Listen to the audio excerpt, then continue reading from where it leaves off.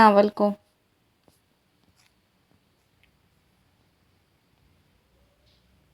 تو دامنی پہ شیخ ہماری نہ جائیو، دامن نہ چھوڑ دیں تو فرشتے وضو کریں۔ اس کی شرارت سے بھرپور نواز ہلکی ہنسی کے ساتھ ابھری، ساتھ ہی پورے گروپ کی کھلکھلاہٹیں بکھر گئی۔ اس کے قدم ذرا سا ٹھٹکے اور ہمیشہ کی طرح اس کا اعتماد فضا دھوئیں کے غول کی طرح کم ہونے لگا۔ اس نے ہاتھوں میں کچھ کتابیں کچھ مضبوطی سے بھینچ لیں۔ لا محالہ یہاں سے گزرنا ہی تھا۔ وہ پورا گروپ کلاس کے سامنے کی راہداری میں جمع کھڑا تھا۔ پوچھو نہ ارک رخساروں سے رنگینی حسن کو بڑھنے دو، سنتے ہیں کہ شبنم کے قطرے پھولوں کو نکھارا کرتے ہیں۔ اس کا چلبلاپن اس کے اعتماد کی دیوار کو گرتا دیکھ کر اور بڑھ گیا۔ اس کے شفاف چہرے پر چمکتا پسینہ بہت واضح تھا۔ اکٹھی 10-12 لڑکیاں جمع تھیں اور سب کی نگاہیں اس پر جمی تھیں اور ساتھ ہنسی کی پھنکاریں بھی بج رہی تھیں۔ صبر کا گھونٹ پی کر وہ سر جھکا کر فرمانبردار شاگرد کی طرح کلاس روم میں چلا گیا۔ اس کی کوشش یہی ہوتی تھی کہ اس کا گروپ سامنا نہ ہو، مگر وائے قسمت اس گروپ کی لیڈر انوشا احسان اس کی فرسٹ کزن بھی تھی۔ اس سے اس کا روز و شب کا ساتھ تھا۔ وہ کوئی موقع جانے نہیں دیتی اس کے ساتھ مذاق اڑانے کا، حالانکہ اس کے خیال میں اس میں کوئی کمی نہیں تھی۔ شکل و صورت کے اعتبار سے وہ خاصا خوربرد تھا۔ اس کی قد کاٹ سے بھی بھرپور مردانگی جھلکتی تھی۔ ہاں، بس اس کی زندگی میں لڑکیوں کی رنگینی کی آمیزش نہیں تھی۔ نشے سے شاید خوف زدہ رہتا تھا۔ اس کا بچپن بڑا تمیزدار گزرا تھا۔ اس کی نوجوانی بڑی پاکیزگی گزر رہی تھی اور اس عمر میں پہنچ کر بھی وہ لڑکیوں سے یوں دور بھاگتا جیسے وہ فضا میں لہراتی ہوں۔ تازہ موقع پا کر اس سے چمٹ جائیں گی، خاص کر بے باک اور شوخ طنگ لڑکیوں سے وہ کوسوں دور بھاگتا تھا۔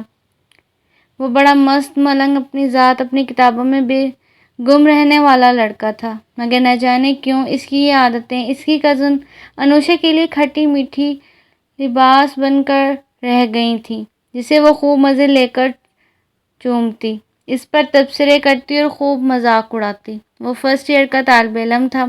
تب تک تو سب ٹھیک رہا، شرارتوں کو نظر انداز کرتا رہا، مگر اب عمر کے ساتھ تعلیم کے مترادف طے کرنے کے بعد اس سے اپنی حد کا احساس شدید ہونے لگا تھا۔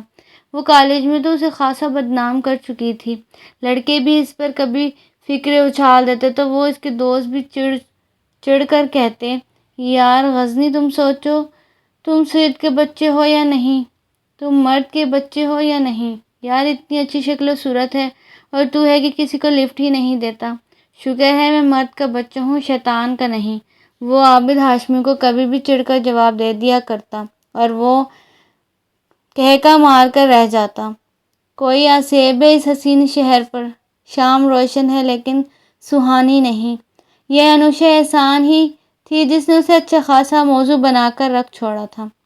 وہ مٹھیاں بھیج کر اس گروپ پر لعنت ملامت کر کے آگے بڑھ جاتا، مگر وہ تو گھر میں بھی اسے تنگ کرنے سے باز نہ آتی۔ مگر اتنا تھا کہ گھر میں سب اس کے حمایتی تھے، سب سے بڑی دادی، پھر ماما، چچا جان اور چچی کبھی کبھار بیٹی کو ہی ڈانٹ دیا کرتے، مگر وہ کب باز آنے والی تھی۔ کھانے کی میز پر مرچ مسالے کے ساتھ اس کے شرمیلے پن اور پارسائی کے قصے یوں بیان کرتی کہ کبھی کبھی تو اسے خود اپنی پارسائی سے شرمندگی محسوس ہونے لگتی۔ پارسائی نیک چلتی کسی گالی کی طرح لگنے لگتی۔ کل رات میں نے خواب دیکھا کہ وہ آج پھر اس کی راہ میں آئی تھی، مگر مخاطب اس کی وہی چھچھوری دوستیں تھیں۔ راہداری کی دیوار سے لگی، دونوں ہاتھ بغلوں میں دبائے، کندھے پر بیگ جھول رہا تھا اور منہ میں چوئنگم تھا۔ ایک لمبی داڑھی والا بزرگ سفید چوغا پہنے، ہاتھ میں تسبیح لیے سامنے سے چلا آ رہا تھا۔ گلے میں 2-3 تسبیح نما مالائیں لٹک رہی تھیں۔ بال کھچڑی سے تھے، پیر میں چپل۔ ندا دو میرے نزدیک آ کر کھڑا ہو گیا۔ ہائے انوشا، پھر تو چیخ مار کر اٹھ گئی کیا؟ عدیلہ نے پوچھا تو وہ سر نفی میں ہلا کر چوئنگم کا پٹاخہ پھوڑتے ہوئے بولی، نہیں، بلکہ میں تو اس کے قدموں میں بیٹھ گئی اور انتہائی عقیدت سے کہنے لگی، محترمہ آپ تو کوئی بڑے پہنچے ہوئے بزرگ معلوم ہو رہے ہیں، میری کچھ پریشانیاں ہیں، کیا آپ انہیں سنیں گے؟ میں نے یہ کہہ کر سر اٹھایا تو پتہ ہے کیا ہوا؟ کیا؟ کہہ کے وہ سب ایک ساتھ چلائیں۔ غنصفر نے تھوک نگلا اور اپنا چشمہ اتار کر رومال سے پونچھ کر پھر آنکھوں پر چڑھایا اور 2 قدم آگے آ کر کھنارتے ہوئے بولا، ایکسکیوز می، مجھے اندر جانے کا راستہ دیجیے گا۔ اس نے سر جھکائے ہوئے اندیلہ کو مخاطب کیا تھا کہ وہی دروازے پر پھیل کر کھڑی تھی۔ اس کی آواز پر وہ ذرا سی اچھلی جو سراسر ڈرنے کی محض ایکٹنگ کر رہی تھی، پھر اسے نظروں سے دیکھتے ہوئے ذرا سا کھسکی۔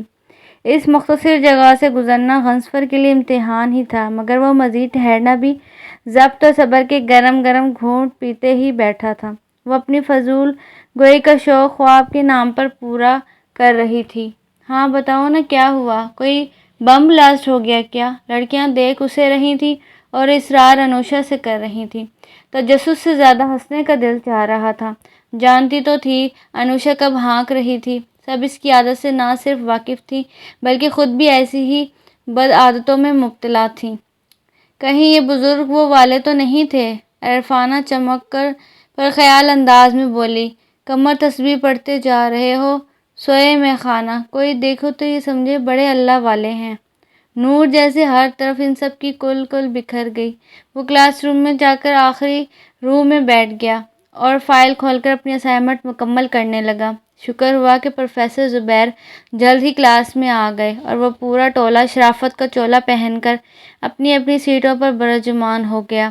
علم اور فن کے دیوانے عاشقی سے ڈرتے ہیں، زندگی کے خواہاں ہیں زندگی سے ڈرتے ہیں۔ فل والیوم سے اس کا سی ڈی پلیئر بج رہا تھا اور اس کے اعصاب منتشر ہو رہے تھے۔ توبہ اور جوانی میں اے خمار کیا کہنا، لوگ آپ جیسے ہی متقی سے ڈرتے ہیں، زندگی کے خواہاں ہیں زندگی سے ڈرتے ہیں۔ صرف پڑھائی ڈسٹرب ہو رہی ہوتی تو وہ کتاب بند کر کے کچھ دیر لیٹ جاتا، مگر وہ تو اسے ذہنی طور پر ڈسٹرب کر رہی تھی۔ جانے کہاں سے ڈھونڈ کر ایسی کیسٹ لاتی اور اسے سنانے کو تیز آواز رکھتی۔ لانگ روم میں بڑی پھپھو اور چھوٹی پھپھو دونوں اپنی فیملی کے ساتھ آئی تھیں۔ عموماً وہ ہر اتوار ضرور آتی تھیں اور ایسے ہی انوشا کی بدتمیزیاں عروج پر پہنچ جاتی۔ وہ ان سب کے ساتھ مختلف ایکٹیویٹیز میں لگ کر اسے تنگ کیے بغیر نہ رہتی۔ فضول قسم کی موویز دیکھی جاتی، گانوں پر کھلے عام اور بے ہنگم تبصرے کر کے خوب ہنستی، آئس کریم بار جایا جاتا اور ٹیرس پر ٹھٹھے لگاتے ہوئے اطراف کے گھروں میں تانگ جھانک کے ساتھ انہیں تنگ کرنے کے لیے ٹیچی کے بیج پھینکے جاتے، مونگ پھلیوں کے چھلکے، کبھی کینو کے چھلکے سڑک پر گزرتے لوگوں پر مارے جاتے۔ نیچے لان میں بیٹھی بڑے لوگوں میں ایک دادی ہی تھی جو اس نسل کی حرکتوں سے نالاں تھیں اور انہیں وقتاً فوقتاً ٹوکتی نظر آئیں۔ علم اور فن کے دیوانے عاشقی سے ڈرتے ہیں۔ کمرے کا دروازہ کھلا تو آواز کی شور کے ساتھ وہ پورا ریلا بھی اندر چلا آیا۔ اس نے کتاب سے نظریں ہٹا کر دروازے کی سمت دیکھا۔ کوئی پیغام نہ دعا ہے کوئی، اس قدر ہم سے خفا ہے کوئی۔ فیضان نے اس کے کندھے پر ہاتھ مارا اور اس کی رائٹنگ ٹیبل کی ٹاپ پر ذرا سا ٹک گیا۔ تم شعر ضائع کر رہے ہو، انہیں خفا کا مفہوم بھی نہیں پتہ۔ انوشا نے اس کی کرسی کی پشت پر دونوں ہتھیلیاں جما دیں اور ہلکے سے ہنسی۔ خیر اب ایسی بات بھی نہیں ہے، محبت کا نہ صحیح خفا ہونے کا مطلب تو جانتے ہی ہوں گے، نائلہ نے کہا، پھر غنصفر کی طرف دیکھتے ہوئے بولی، کیوں غزنی بھائی؟ غنصفر کو اپنی کن پٹیاں سلگتی محسوس ہونے لگیں۔ وہ کتابیں سمیٹ کر کرسی دھکیل کر کھڑا ہو گیا۔ میں اپنے بارے میں خود اتنا نہیں جانتا جتنا یہ شاید میرے بارے میں جانتی ہیں۔ اس نے انوشا کی طرف اشارہ کیا۔ خاصے اعتماد کا مظاہرہ تھا۔ انوشا بھویں اچکا کر دیکھنے لگی، پھر مسکراتے ہوئے اس کے وسیع بیڈ پر پھیل کر بیٹھ گئی۔ یہ تو بڑی خوش نصیبی ہے کہ کوئی تمہیں تم سے زیادہ جانتا ہے۔ میرے معاملے میں ایسا ہوتا تو میں اپنی خوش نصیبی پر فوت ہی جاتا۔ واہ کیا لک ہے، ایک حسین لڑکی تمہیں تم سے زیادہ جانتی ہے۔ فرحان اس کی کرسی پر خود اطمینان سے پھیل کر بیٹھے ہوئے جیسے اسے رشک آمیز نظروں سے دیکھنے لگا، پھر انوشا کی طرف دیکھ کر ایک طویل سانس لبوں سے آزاد کرتے ہوئے بولا، اس کو کچھ تو بنا دیا ہے تم نے تھوڑا سا دھیان دے کر۔ کمرے میں سب کی مشترکہ ہنسی بکھر گئی۔ وہ دروازہ کھول کر باہر نکل گیا۔ اور اسے کیا ہوا؟ فیضان نے آنکھیں پھیلا کر دروازے کو دیکھا۔ شرما گیا بچہ۔ فرحان ابھی تک ہنس رہا تھا، پھر انوشا کی طرف دیکھا۔ تمہارے تو ذکر سے بھی یوں بھاگتا ہے جیسے میرا ذکر ہی ان متقی صاحب کا وضو توڑ دے گا۔ وہ دامن جھاڑ کر بیڈ سے اتر گئی۔ اس کا لہجہ تمسخرانہ تھا۔ پھر سر جھٹک کر ہنسنے لگی۔ لوگ ان جیسے ہی متقی سے ڈرتے ہیں۔ یار یہ زیادتی ہے۔ رابعہ نے پہلی بار اپنی زبان کو زحمت دی۔ جب وہ اس ٹائپ کا مذاق پسند نہیں کرتے تو کیوں تم لوگ تنگ کرتے ہو؟ ایک شریف، اچھے خاصے، مہذب اور نیک انسان کو خواہ مخواہ میں تنگ کرنا، مذاق کا نشانہ بنانا، اس کی پارسائی کو لطیفہ بنا دینا، دس از ناٹ فیئر یار۔ اس کی ملامت بھری نظریں خصوصاً انوشا پر تھیں۔ فیضان تو کھسکھسا کر کمرے سے نکل گیا۔ فرحان بھی کچھ بیزار سا ہوا اور اس کے پیچھے ہی چل دیا۔ انوشا البتہ ڈھیٹ بنی اس کی رائٹنگ ٹیبل پر سجی کتابوں کو بے مقصد ادھر ادھر کرتی رہی۔ پھر ذرا سا چہرہ موڑ کر آبرو اچکا کر زیر لب مسکراتے ہوئے بولی، تمہارا بڑا دل آ گیا ہے اس زاہد خشک پر۔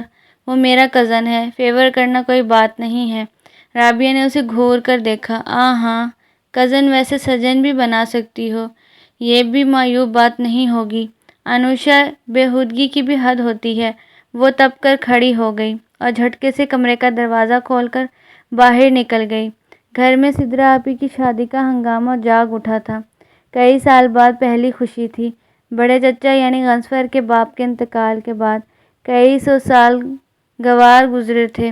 سدرا کی شادی چند سال پہلے ہی ہونے والی تھی، مگر چچا جان کی موت کے بعد دادی لمبے عرصے تک بیمار رہیں اور جب روبہ صحت ہوئی تو اس کا منگیتر اسپیشلائزیشن کے لیے باہر چلا گیا اور یوں 2 سال اور نکل گئے۔ سو اب راحیل والا میں یہ بڑے عرصے بعد خوشی آئی تھی۔ سب بڑھ چڑھ کر حصہ لے رہے تھے۔ بازاروں کے چکر سے فراغت کے بعد رات کو ڈھول لے کر بیٹھ جانا، ہنسی مذاق، پھر دن بھر سوتے رہنا، ساری روٹین یکدم پھینچ ہو کر رہ گئی تھی۔ ایسے میں غنصفر سخت قسم کی مشکل میں گرفتار تھا۔ اس کا کمرہ چھین لیا گیا تھا۔ اب وہاں لڑکیوں نے ڈیرا ڈال لیا تھا۔ چونکہ انوشا اور سدرا کا مشترکہ کمرہ اب وقتی طور پر سدرا اور اس کا ہی تھا۔ اس کی شادی شدہ سہیلیاں اور کزنز لڑکیاں اس کے ساتھ چپکی رہتیں اور اس کمرے سے کنواری لڑکیوں کو چل کر کبھی ڈانٹ ڈپٹ کر نکال کر باہر کرتیں۔ لڑکیوں کے لیے کوئی مسئلہ نہیں تھا۔ انہیں لاؤنج میں، لابی میں، حتیٰ کہ راہداری میں جگہ ملتی، وہ اپنی نیند پوری کر لیتے۔ مگر غنصفر ہچکچاہٹ کا شکار رہتا۔ ایک تو اسے تنہائی میں سونے کی عادت تھی اور دوسرے وہ دیکھتا لڑکے بے فکری سے ٹراؤزر اور بنیان میں صبح دیر دیر تک لیٹے رہتے اور کام والی ملازمائیں ان کے اوپر سے گزر جاتیں۔ لڑکیاں بھی انہیں کراس کرتی، ادھر ادھر اپنے کام نپٹاتی، کبھی وہیں بیٹھ کر ناشتہ نوش فرما رہی ہوتیں اور وہ کوفت کا شکار ہو جاتا۔ تم میرے کمرے میں آ کر سو جایا کرو غزنی، دادی اسے اسٹور سے برآمد ہوتا دیکھ کر بولی۔ اس کے بغل میں تکیہ اور کندھے پر چادر تھی جسے وہ ایک طرف ڈال کر واش روم کی طرف بڑھ گیا، مگر وہ واپس لوٹ آنا پڑا۔ وہاں کوئی محترمہ اپنے بچے کو پونی پر بٹھائے خود چھوٹی بچی چرچی سے گفٹ و شنید میں مصروف تھیں۔ حد ہو گئی، یہی جگہ ملی تھی تبصروں کے لیے۔ وہ صبر کی گھونٹ بھر کر کرتا 4 صوفے پر آ کر بیٹھ گیا۔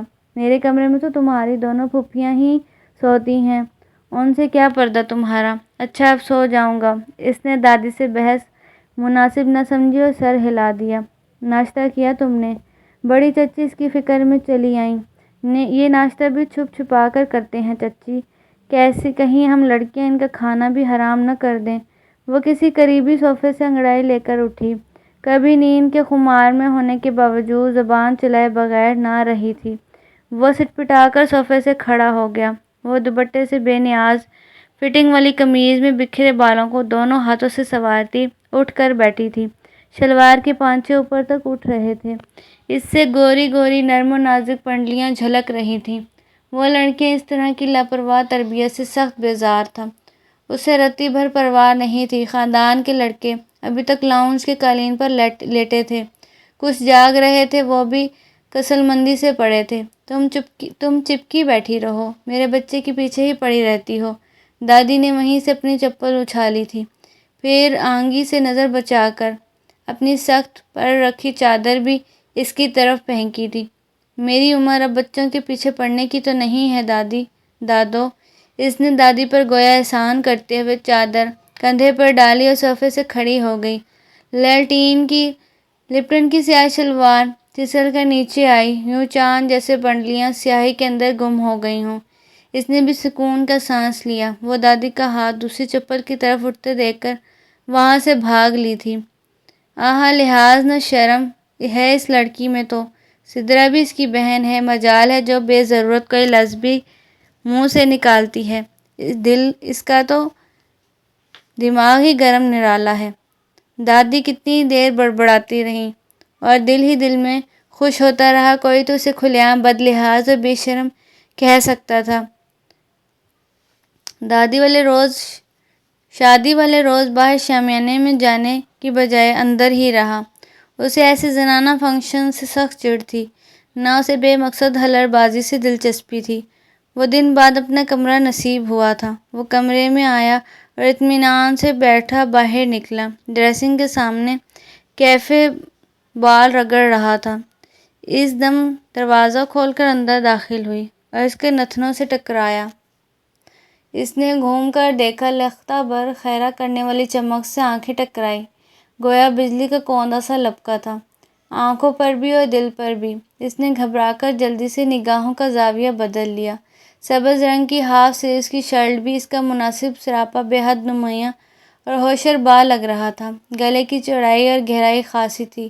اس کی چمکدار گردن میں نازک نگوں والا سیٹ جگر جگر کرتے ہوئے اس کی گردن کے حسن کو دوبالا کر رہا تھا۔ نشو کا دوپٹہ ایک کندھے پر جھول رہا تھا اور دوسرا کنارہ سڈول ریشم جیسے بازو کے گھیرے سے نکلا ہوا آگے کی طرف آیا ہوا تھا، جس کے کناروں پر چھوٹے چھوٹے گھنگرو لٹک رہے تھے۔ وہ اسی کنارے کو ہاتھ میں جھلاتی اندر آ گئی۔ یہاں کیا اتنے رکھے ہوئے تھے سدرا آپی کے؟ دیکھے تو نہیں تم نے؟ وہ ادھر ادھر دیکھتے ہوئے ڈریسنگ ٹیبل تک آئی۔ دروازہ نوک کر کے آنے میں کیا قباحت تھی؟ وہ بے حد پھرتی سے شرٹ اٹھا کر پہنے، قدرے مخفت اور جھنجھناہٹ کے ساتھ بولا، مجھے بھی شوق نہیں تھا تم جیسے اپالو کے سراپے کو دیکھنے کا۔ وہ منہ پھٹ تو تھی ہی، مگر اس حد تک نوبت کا بہرحال اس نے تصور بھی نہیں کیا تھا۔ بہرحال میں پسند نہیں کرتا کہ میرے کمرے میں کوئی بلا دستک آئے، وہ تحمل سے بولا۔ یہاں نہیں ہے کوئی کہنے والا، وہ سمجھ گیا تھا۔ وہ جان کر آئی تھی محض یہ دیکھنے کہ وہ باہر کیوں نہیں آیا۔ کوہنیوں کا تو بہانہ تھا، ساری رسمیں ہو چکی تھیں اور محترموں کو اب گہنوں کی یاد آئی تھی۔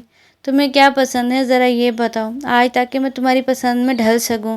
وہ استحصالیہ مسکراہٹ کے ساتھ اس کے سامنے آ کر کھڑی ہو گئی، یوں کہ ڈریسنگ کا شفاف آئینہ اس کی پشت پر ہو گیا۔ وہ 2 قدم پیچھے ہٹ گیا۔ انوشے، میں ایسی بدتمیزی پسند نہیں کرتا، اس کا ضبط جواب دینے لگا۔ وہ کھلکھلا پڑی۔ تیز براؤن شیڈ کی لپسٹک کے درمیان اس کے موتیوں جیسے دانتوں کی قطار نمایاں ہو گئی، رخساروں پر چھوٹا سا گڑھا بے حد خوش نمایاں دینے لگا۔ تم مجھ سے اتنا گھبراتے کیوں ہو غضفر؟ میں بلا تو نہیں ہوں کہ چپٹ جاؤں گی؟ وہ ذرا سا اور قریب ہوئی، دوپٹے کا وہ گھنگرو والا کنارہ اس کے سینے پر مار کر خمار بھرے انداز میں اس کی طرف دیکھنے لگی۔ وہ دم بخود رہ گیا، پیشانی یوں جل اٹھی جیسے انوشا احسان نے اسے جلتے ہوئے شعلوں میں ہی دھکیل دیا ہو۔ اس کا ہاتھ پہلو میں مچل کر رہ گیا، مگر چاہنے کے باوجود یہ ہاتھ اٹھا کر اس کے چمکتے مگر مکروہ چہرے پر نہ مار سکا۔ وہ نگاہیں اس کے چہرے سے ہٹا کر پلٹنے لگا کہ اس نے ایک کھنکدار ہنسی کے ساتھ اس کا بازو پکڑ لیا۔ نرے بدھو ہو تم تو، میں تو تمہارا اعتماد بحال کرنا چاہتی ہوں، تمہیں ایک مکمل اور مضبوط مرد کے روپ میں دیکھنا چاہتی ہوں، جو عورت سے بھاگے نہیں بلکہ اس کے قریب آ کر اسے خوفزدہ کر دے، اس کا اعتماد ریزہ ریزہ کر دے، اس کا سکون غارت کر دے۔ اس نے جھٹکے سے اپنا بازو چھڑایا تھا اور کمرے سے نکل گیا۔ اس کی مدر ہنسی نے دور تک اس کا پیچھا کیا تھا۔ اس کے الفاظ دہکتے کولوں کی طرح اس کے اعصاب پر پڑے تھے اور وہ دھر دھر جلنے لگا۔ دادی کے کمرے میں جا کر دروازہ لاک کر کے دونوں ہاتھوں کو سر پہ پکڑ کر بیٹھ گیا۔ پہلی بار غصے کی شدید لپیٹیں اس کے اندر سے اٹھنے لگیں۔ وہ ٹہلنے لگا، ادھر ادھر چکر لگانے لگا، پھر تھک کر کھلی کھڑکی سے باہر دیکھنے لگا، جہاں رنگ بو کا سیلاب تھا۔ ہر طرف کہکوں کی جل ترنگ تھی۔ فل والیوم سے سی ڈی پلیئر پر گندے اور بیہودہ گانوں پر انڈین گانے بج رہے تھے اور مووی کی تیز لائٹیں لڑکیوں کے چہروں کو چاند کی طرح چمکا رہی تھیں۔ لڈی ڈالنے والی لڑکیوں کے گرد تو گویا لڑکوں کا ہی جم غفیر تھا۔ اس کے لب بے ساختہ بھینچ گئے۔ تو یہ سب حرکتیں با اعتماد اور بھرپور مرد کرتے ہیں، تمہارے خیال سے اس طرح اعتماد بحال ہوتا ہے؟ وہ دل ہی دل میں انوشا سے مخاطب ہوا۔ نہیں انوشا احسان، یہ اعتماد نہیں، میڈیا کا بخشا ہوا زہر ہے جو ہمارے ذہنوں میں اتر کر دلوں کو تاریک کر رہا ہے کہ ہمیں اپنے اطراف پھیلتا ہوا اندھیرا اور ایمان کا گھٹتا ہوا نور محسوس ہی نہیں ہو پا رہا۔ اس کی نظریں انوشے پر جا پڑیں۔ وہ زہیب کے کیمرے کی فلیش لائٹ کے ضد میں تھی اور مصنوعی برہمی کا اظہار کرتے ہوئے ادھر ادھر بھاگ رہی تھی۔ پھر اس نے زہیب کے ہاتھ سے کیمرہ لینا چاہا مگر اس کا ہاتھ زہیب کے ہاتھ میں آ گیا۔ یہ منظر نہ جانے کیوں اسے مزید تپا گیا۔ اس نے جھٹکے سے کھڑکی کا دروازہ پردہ کھینچ لیا۔ یہ سارے لڑکے تمہارے لیے بہت نہیں ہیں کیا؟ با اعتماد، نڈر، بے خوف۔ وہ باتھ روم میں جا کر ٹھنڈے پانی کے چھینٹے مارنے لگا منہ پر۔ باہر سے کمرے کا دروازہ کسی نے بجایا تو وہ تولیہ اٹھا کر تیزی سے باہر آیا اور دروازہ کھول دیا۔ چھوٹی پھپھو کی بیٹی مہوش کچھ ڈبے اٹھائے اندر چلی آئیں۔ اسے دیکھ کر ذرا سی حیرانی اس کی آنکھوں میں جھلکی۔ ارے آپ کیوں اندر بیٹھے ہیں؟ اتنا مزہ آ رہا ہے باہر۔ وہ سارے ڈبے دادی کے بیڈ پر ترتیب سے رکھے ہوئے بولی، پھر پلٹ کر بولی، یہ سدرا آپی کے سسرال والے لائے ہیں۔ ساری چیزیں آپ دیکھیں بہت زبردست ہیں، بڑے دل والے معلوم ہوتے ہیں۔ تانیہ آپی کے سسرال کی طرح کنجوس نہیں ہیں۔ وہ ایک ڈبہ اٹھا کر اس کی طرف بڑھی کہ اس نے ہاتھ اٹھا کر اسے روک دیا۔ رہنے دو، میں بھی دیکھ ہی لوں گا، چیزیں بھاگی تو نہیں جا رہی؟ چیزیں تو نہیں مگر آپ بھاگ سکتے ہیں، وہ ہلکے سے ہنس کر بولی، مگر اس نے جواب نہیں دیا۔ پلٹ کر باتھ روم میں تولیہ لٹکانے لگا۔ غزنی بھائی، سسرال والے تو جا چکے ہیں، آپ آنا چاہیں تو آ جائیے گا، بس گھر کی لڑکیاں ہی رہ گئی ہیں، ان سے کیا شرمانا۔ وہ واپس پلٹتے ہوئے بولی، تمہیں تو پتہ ہے میں گھر کی لڑکیوں سے بھی کچھ دور ہی رہتا ہوں۔ وہ باتھ روم سے باہر نکل کر قطعی پرائے برا مانے والے بغیر بولا تو مہوش مسکرا دی، کچھ نہیں، کچھ زیادہ ہی دور رہتے ہیں، چلو یوں ہی سہی۔ وہ ہلکے سے ہنس دیا مگر اس کی ہنسی میں اس کی آنکھیں اس کا ساتھ نہ دے سکیں، بلکہ وہ کچھ اور سرد سی ہو گئیں۔ انوشا آپی کہہ رہی تھی سدرا آپی کی بجائے غزنی مایوں بیٹھے ہیں اور نور بھی حقیقتاً ان کے چہرے پر آیا ہے۔ توبہ، یہ انوشا آپی بھی بڑے مزے کی باتیں کرتی ہیں۔ وہ ہنستی ہوئی کمرے سے نکل گئی مگر اس کے دل و دماغ میں پھر وہی آگ بھر گئی جسے اس نے بڑی مشکل سے ٹھنڈا کیا تھا۔ شادی کے روز اس نے محسوس کیا کہ انوشا زہیب سے زیادہ اس کی نظر میں رہنے کی کوشش میں مصروف ہے۔ وہ جتنا بچتا وہ اتنا ہی اس کے سامنے چلی آتی۔ شاید یہ سب کی ملی بھگت تھی یا اس کی محض شرارت۔ وہ اسے زچ کر کے خوب مزے لیتی۔ شادی کے روز تو کلب میں اس کے کالج کا پورا منہ پھٹ گروپ بھی شریک تھا، سو وہ کچھ اور محتاط ہو گیا تھا۔ وہ تو یوں بھی مخلوط پارٹیاں اٹینڈ ہی نہیں کرتا تھا، مگر اب بہن کا معاملہ تھا، وہ مجبور تھا۔ مگر سارے وقت انوشا اس کے لیے عذاب ثابت ہوئی۔ پھر لمحے کے ساتھ اس سے نفرت بڑھتی جا رہی تھی۔ پہلے اس سے وہ خوف کھاتا تھا مگر اب نفرت محسوس کرنے لگا تھا۔ ولیمے کے روز تو حد ہی ہو گئی۔ جب ساری گاڑیاں بھر بھرا کر ہوٹل روانہ ہو گئیں، وہ آخر میں نکلا اور اپنی بائک سٹارٹ کر رہا تھا کہ وہ گرل کھول کر پورچ میں بھاگ کر آئی۔ انڈین سٹائل کی ساڑی باندھے وہ چوڑیوں سے بھرا ہوا ہاتھ زور زور سے ہلاتی اسے رکنے کا اشارہ کر رہی تھی۔ یہ مہارانی اب تک کیا کر رہی تھی؟ اس کے حلق تک میں کرواہٹ اتر گئی۔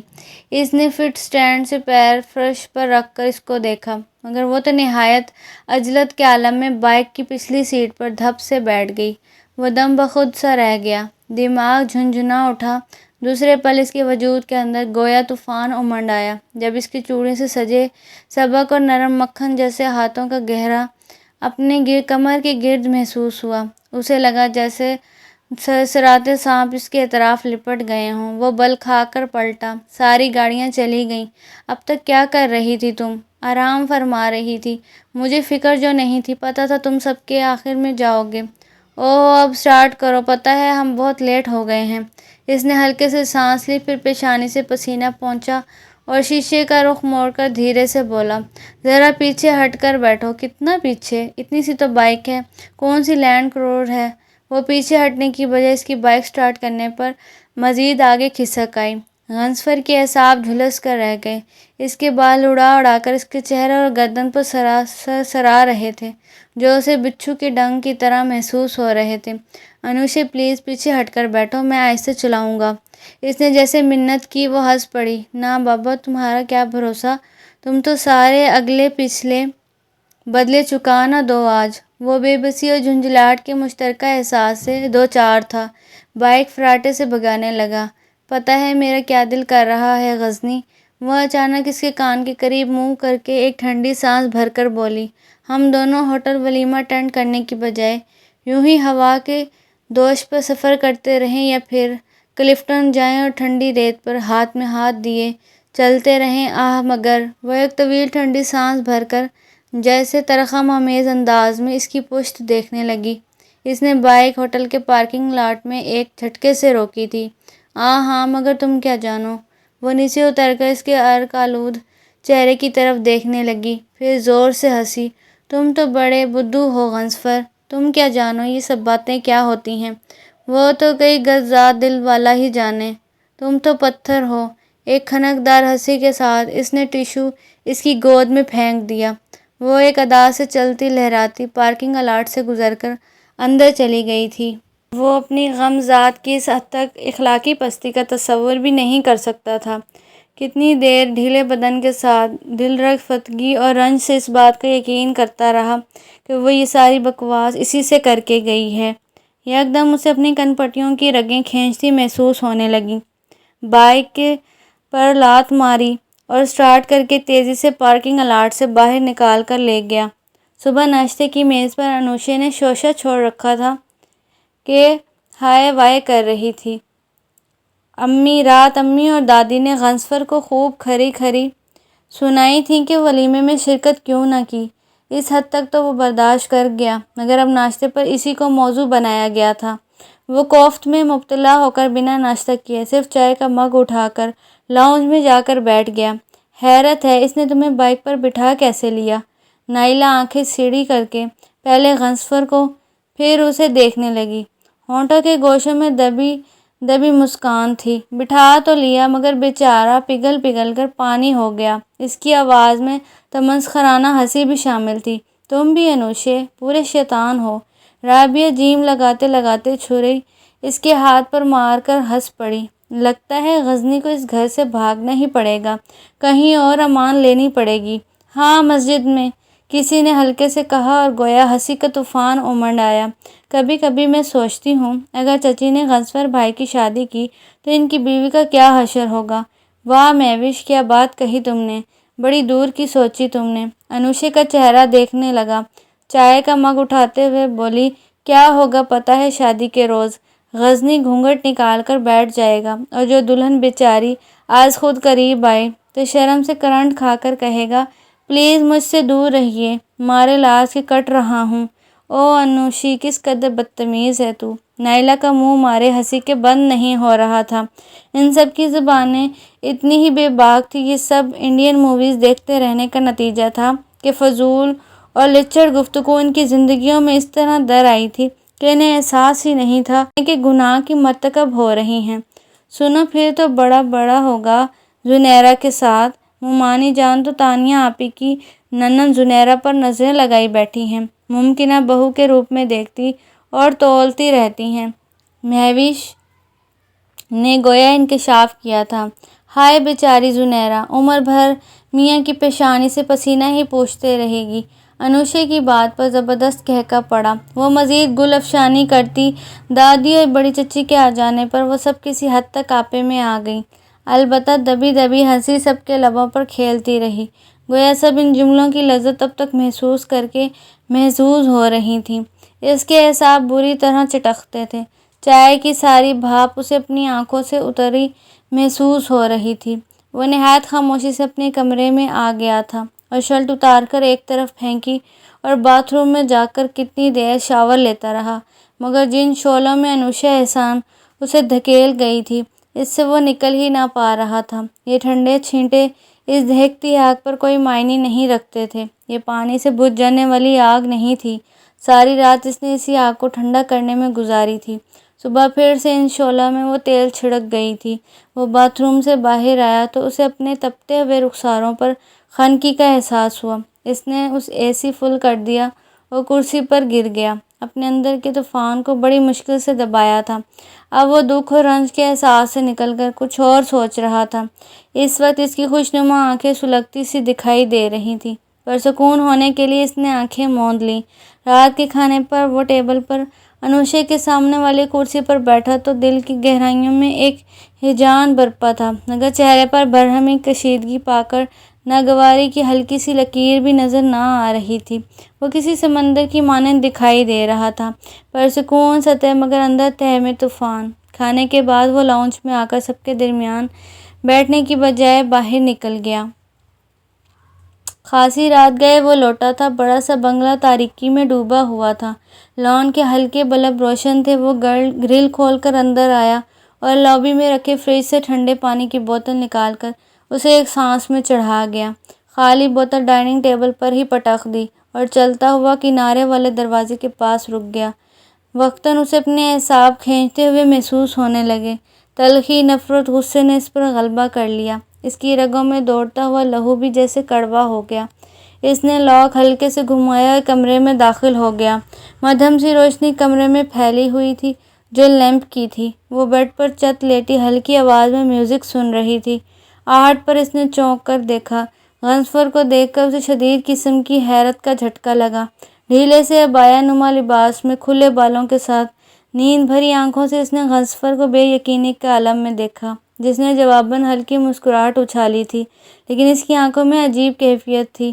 وہ بے حد سرد لگ رہی تھی۔ پھر اس نے دروازے کا لاک گھٹ سے دبا دیا۔ خیریت، اتنی رات گئے، کوئی کام تھا کیا؟ سٹ پٹا کر تکیہ بازو کے گھیرے سے نکال کر اٹھ کر بیٹھ گئی۔ ہاں، بہت ضروری، میری زندگی اور موت کا معاملہ ہے۔ وہ اسی سرد آنکھوں اور مسکراتے لبوں کے ساتھ اس کے بیڈ پر آ کر بیٹھ گیا۔ اس کی نگاہیں اس کے چہرے پر ٹکی تھیں۔ انوشے کو یکدم یوں لگا جیسے اس کے دل کو کسی نے مٹھی میں دبا لیا ہو۔ اس کی رگوں میں سنسناہٹ ہونے لگی۔ وہ عام دنوں سے بالکل مختلف دکھائی دے رہا تھا۔ اس کے دیکھنے کا انداز ایسا تھا کہ اس کی پیشانی سے پسینہ پھوٹ نکلا۔ کہو کیا کام ہے؟ اس نے ہاتھ بڑھا کر لیمپ کا بڑا بلب روشن کرنا چاہا کہ اس نے بجلی کی تیزی سے اس کے ہاتھ کو جھٹک دیا۔ یہ حملہ اس قدر اچانک تھا کہ اس کا ہاتھ لیمپ سے ٹکرایا اور لیمپ ایک جھٹکے سے زمین پر گر گیا۔ کمرہ یکلاخ تاریکی میں ڈوب گیا۔ اس کے ساتھ ہی ایک خوف کی سرد لہر انوشے کے بدن میں سرایت کرنے لگی۔ غضنفر، کیا چاہتے ہو تم؟ اس کی آواز ابھری مگر ایسی جیسے دھیمی روشنی کی طرح جو سائے کے ڈر سے لرزتی ہوئی معلوم ہو۔ دوسرے پل اس کی چیخ کا گلا غضنفر کے مضبوط ہاتھ نے گھونٹ دیا۔ وہ اس کی گرفت میں بالکل ساکت اور صامت رہ گئی۔ تم چاہتی تھی نا کہ میں خود سے تمہارے قریب آؤں، اتنا قریب کہ تمہیں خوف زدہ کر دوں۔ تم مجھے ایک مرد کے روپ میں دیکھنا چاہتی تھی نا؟ اس کی بھاری سرگوشی اس کی سماعت میں برچھی کی طرح اتر کر اس کی روح کو چھید گئی۔ مذمت کی ساری کوششیں بے دم ہو گئیں۔ کبھی بھی مرد کو نہیں چھیڑتے انوشے احسان۔ مرد چابی کا کھلونا نہیں ہوتا کہ ادھر چابی بھر دی اور مزے لے لے کے تماشا دیکھو۔ یہ تو ایک ایسا آتش گیر مادہ ہوتا ہے جو کھلا ہوا ہو تب بھی نقصان دہ، اور اگر ڈبوں میں بند ہو تب بھی اتنا ہی خطرناک۔ تم اس سے کھیلنے چلی تھی۔ بہت نادان ہو انوشے، بہت نادان۔ اس کی ہنسی میں سانپ کی پھنکاریں تھیں۔ خوف اور دہشت نے اسے ادھمواد کر دیا۔ وہ ایک آتش فشاں بن کر پھٹا تھا کہ اس کے سامنے تو بڑے بڑے درخت بھی تڑک کر گم ہو جاتے ہیں۔ اس کی منت و سماعت تو اس لمحے ننھے منھے پودے محسوس ہو رہی تھی، بلکہ اس کا گڑگڑانا، رونا، مچلنا اس کے ابال کو تیز کر رہا تھا۔ قدم قدم پر امانت کا احساس ہی تھا جو آج آتش فشاں بن گیا تھا، اور اس آتش فشاں کے ڈھکن کو انوشے نے ہی کھولا تھا، مگر اس وقت وہ نہیں جانتی تھی کہ اس کے اندر ابلنے والا لاوا اسے ہی جھلسا دے گا، اور عورت واقعی اتنا بڑا نشہ بھی نہیں ہے کہ پھر ہوش ہی نہ آ سکوں۔ جاتے جاتے وہ اس کے لفظوں کا تیر اسی پر برسا گیا۔ دروازہ پوری طاقت سے کھلا اور بند ہوا، مگر وہ یوں ہی بے حس و حرکت بیٹھی رہی۔ اس کی روح پر ایسا سناٹا چھا گیا تھا جیسے میدان جنگ کے بعد ہارے ہوئے لشکر پر ہوتا ہے۔ صبح نمودار ہو چکی تھی، ہمیشہ جیسی ہی صبح تھی، مگر انوشا کے لیے یہ اس کی گہری تاریکیاں لے آئی۔ رات بھر رونے کے بعد جسم صبح بخار سے پھنک رہا تھا، ذہن اس اعصاب اور شکن احساس سے دوچار تھا۔ اس کے سر میں ایسی دھما دھم ہو رہی تھی اور وحشی درد اندر کاسے سے ٹکرا رہا تھا۔ درد کا ایک سمندر تھا جس کی طوفانی موجیں یلغار کر رہی تھیں۔ ایسا محسوس ہو رہا تھا کہ اس نے اٹھنے کی کوشش کی تو سرد وہیں پڑا رہ جائے گا۔ سب سے پہلے سدرا نے ہی جھانکا تھا۔ وہ صبح آئی تھی، مگر انوشا کو ناشتے کی میز پر نہ دیکھ کر اس سے ملنے کو بےتاب سی ہو کر اس کے کمرے میں چلی آئی، مگر اسے بیڈ پر یوں بے حال دیکھ کر اسے جھٹکا لگا۔ ذرا سا چھوا تو لگا ہاتھ دہکتی انگیٹھی پر جا پڑا ہو۔ وہ الٹے قدموں پر باہر آئی اور تیز آواز میں سب کو پکارنے لگی۔ یکدم ایک افراتفری مچ گئی۔ رات تک ہنستی کھلکھلاتی انوشا کو بخار میں نیم بے ہوش دیکھ کر سب کی جان ہی نکل گئی۔ چھوٹی چچی نے اپنی سہیلی کو فون کر دیا۔ کچھ بنگلے چھوڑ کر ہی ان کا گھر اور کلینک تھا۔ چچی کے فون پر دوڑ کر آئیں، انوشا کو چیک کیا، اسے انجیکشن لگا کر کمرے سے باہر آئیں تو چہرے پر تفکرات کے تاثرات تھے۔ انہوں نے سب پر ایک طائرانہ نگاہ ڈال کر سر ہلا دیا، جیسے مطمئن کرنا چاہ رہی ہوں سب ٹھیک ہے، اسے بس آرام کرنے دیا جائے۔ یہ کہہ کر انہوں نے چچی کو کوئی اشارہ کیا، جس پر امی انہیں فوراً ڈرائنگ روم میں لے آئیں۔ خیریت تو ہے نا عائشہ؟ کوئی تشویش کی بات تو نہیں؟ چچی تشویش کے عالم میں دروازہ بند کر کے ڈاکٹر عائشہ کی طرف چلی آئیں۔ یہ ہوش میں آ جائے تو اسے گاڑی میں لے کر میرے کلینک میں چلی آنا، وہیں پر بہتر طور پر چیک اپ ہو سکے گا۔ یوں بھی کچھ کہنا قابل از وقت ہوگا۔ وہ شاید کچھ کہنے کا ارادہ ملتوی کر کے صوفے پر بیٹھتے بیٹھتے پھر کھڑی ہو گئیں۔ کیا مطلب؟ نہیں تم کہو نا۔ کیا کہوں؟ وہ ہنس دی، پھر ان کے کندھے پر ہاتھ رکھ کر بولی، ڈونٹ وری، کوئی ایسی بات نہیں ہے۔ شک اور خدشات تو یوں بھی ہمارے ساتھ ساتھ ہوتے ہیں۔ اوکے، مجھے دیر ہو رہی ہے، تم کل لے آنا اسے۔ وہ کمرے سے باہر چلی آئیں۔ چچی کمرے سے باہر آئیں تو دادی نے استفسار کرتی نگاہوں سے انہیں دیکھا، بلکہ سب کی نظریں ہی ان پر تھیں۔ تب ڈاکٹر فاطمہ نے ان سب کو مطمئن کر دیا۔ خود آ جانے بیٹھے بٹھائے کیا ہو گیا ہے میری بچی کو؟ مجھے تو لگتا ہے نظر کھا گئی، کسی کے ولیمے کے روز لگ بھی تو بہت پیاری رہی تھی۔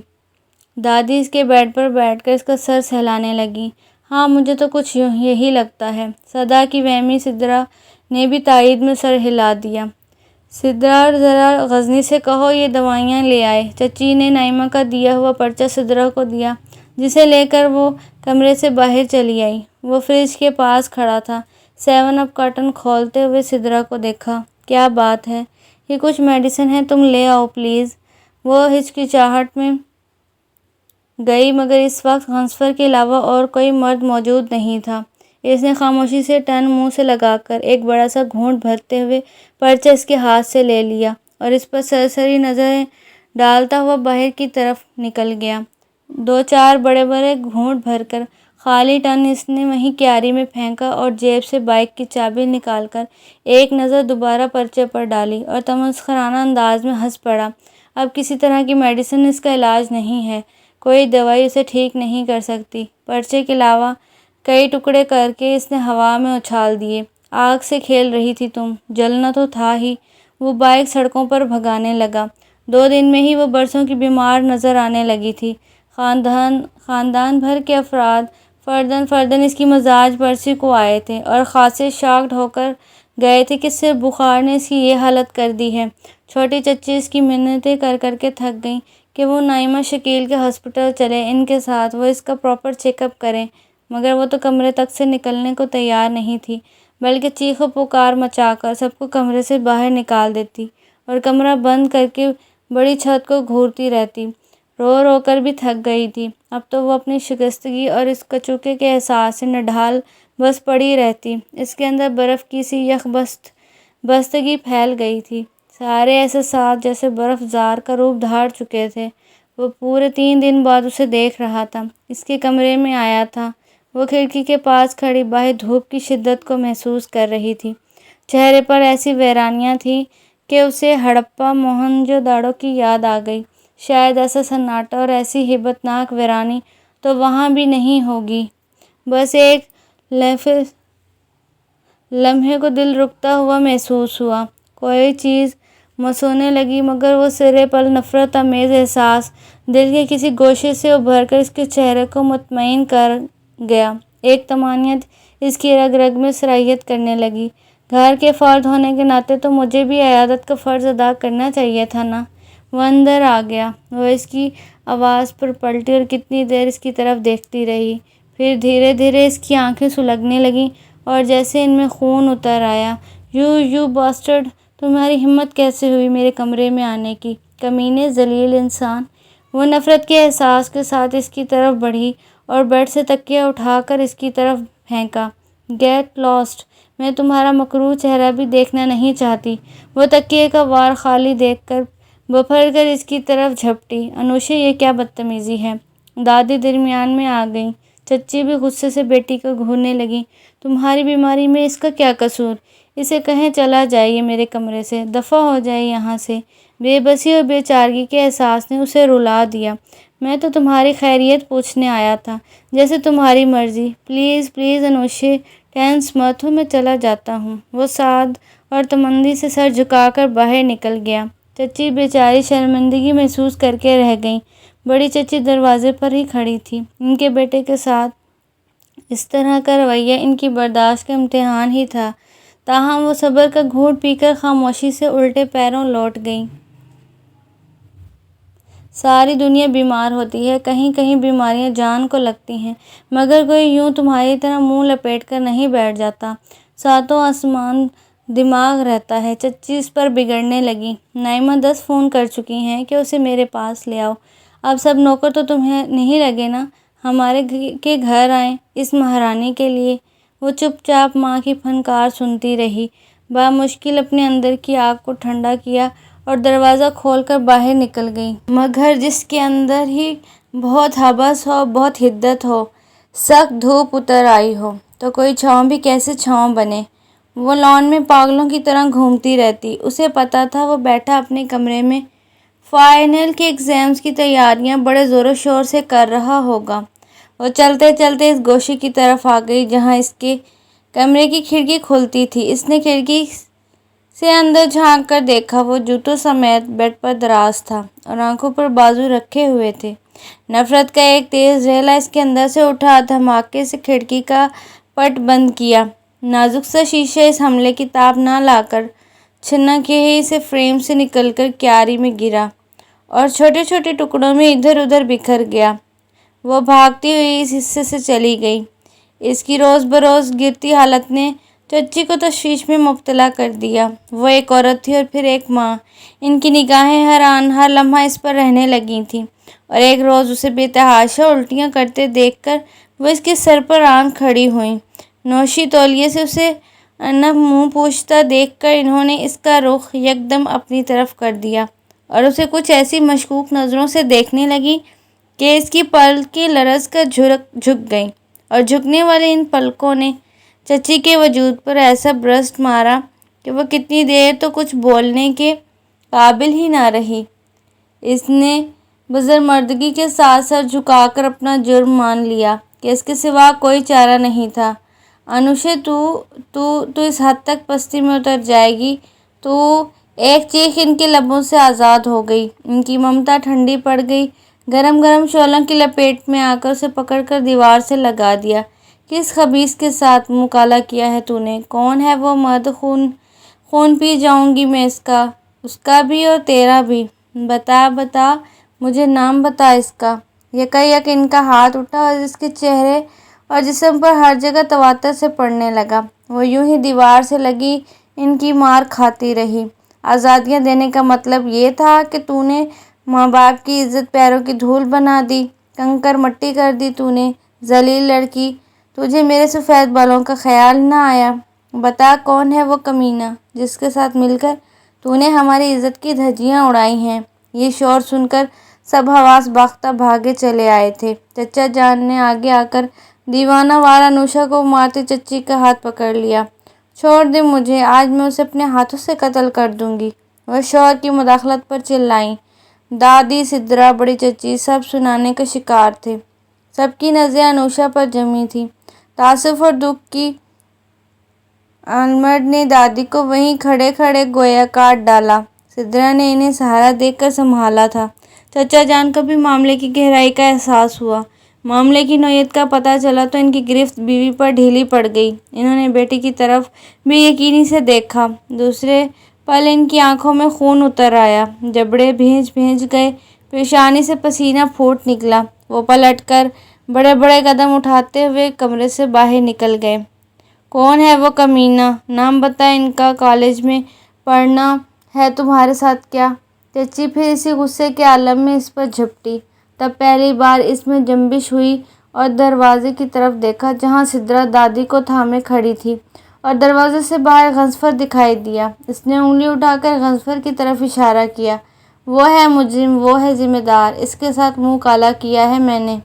लम्हा भर कमरे में सन्नाटा छा गया, ऐसा सन्नाटा जो शायद हवा से महरूम चांद पर होता होगा। सबकी नज़रें बेयकीनी से गंजफर की तरफ उठी और गंजफर कुछ कहता कि बड़ी चच्ची आगे आई और एक जन्नाटेदार थप्पड़ अनुषा के मुंह पर जड़ दिया। बेगैरत, बेहया, बेमासूम, मेरे मासूम पाकबाज बच्चे पर इतना कड़ा इल्ज़ाम लगाते हुए तुझे शर्म न आई? वो तो तेरे साय से भी दूर रहता है, तेरे तजस्सुस वजूद को वो क्यों छुएगा? जिसके साथ मुंह काला किया है इसका नाम तो तू छुपाएगी ही ना। अपने बेटे पर लगा हुआ इल्ज़ाम बड़ी चच्ची के ज़ब्त को पारा पारा कर गया। वो फिर दादी की तरफ पलटी।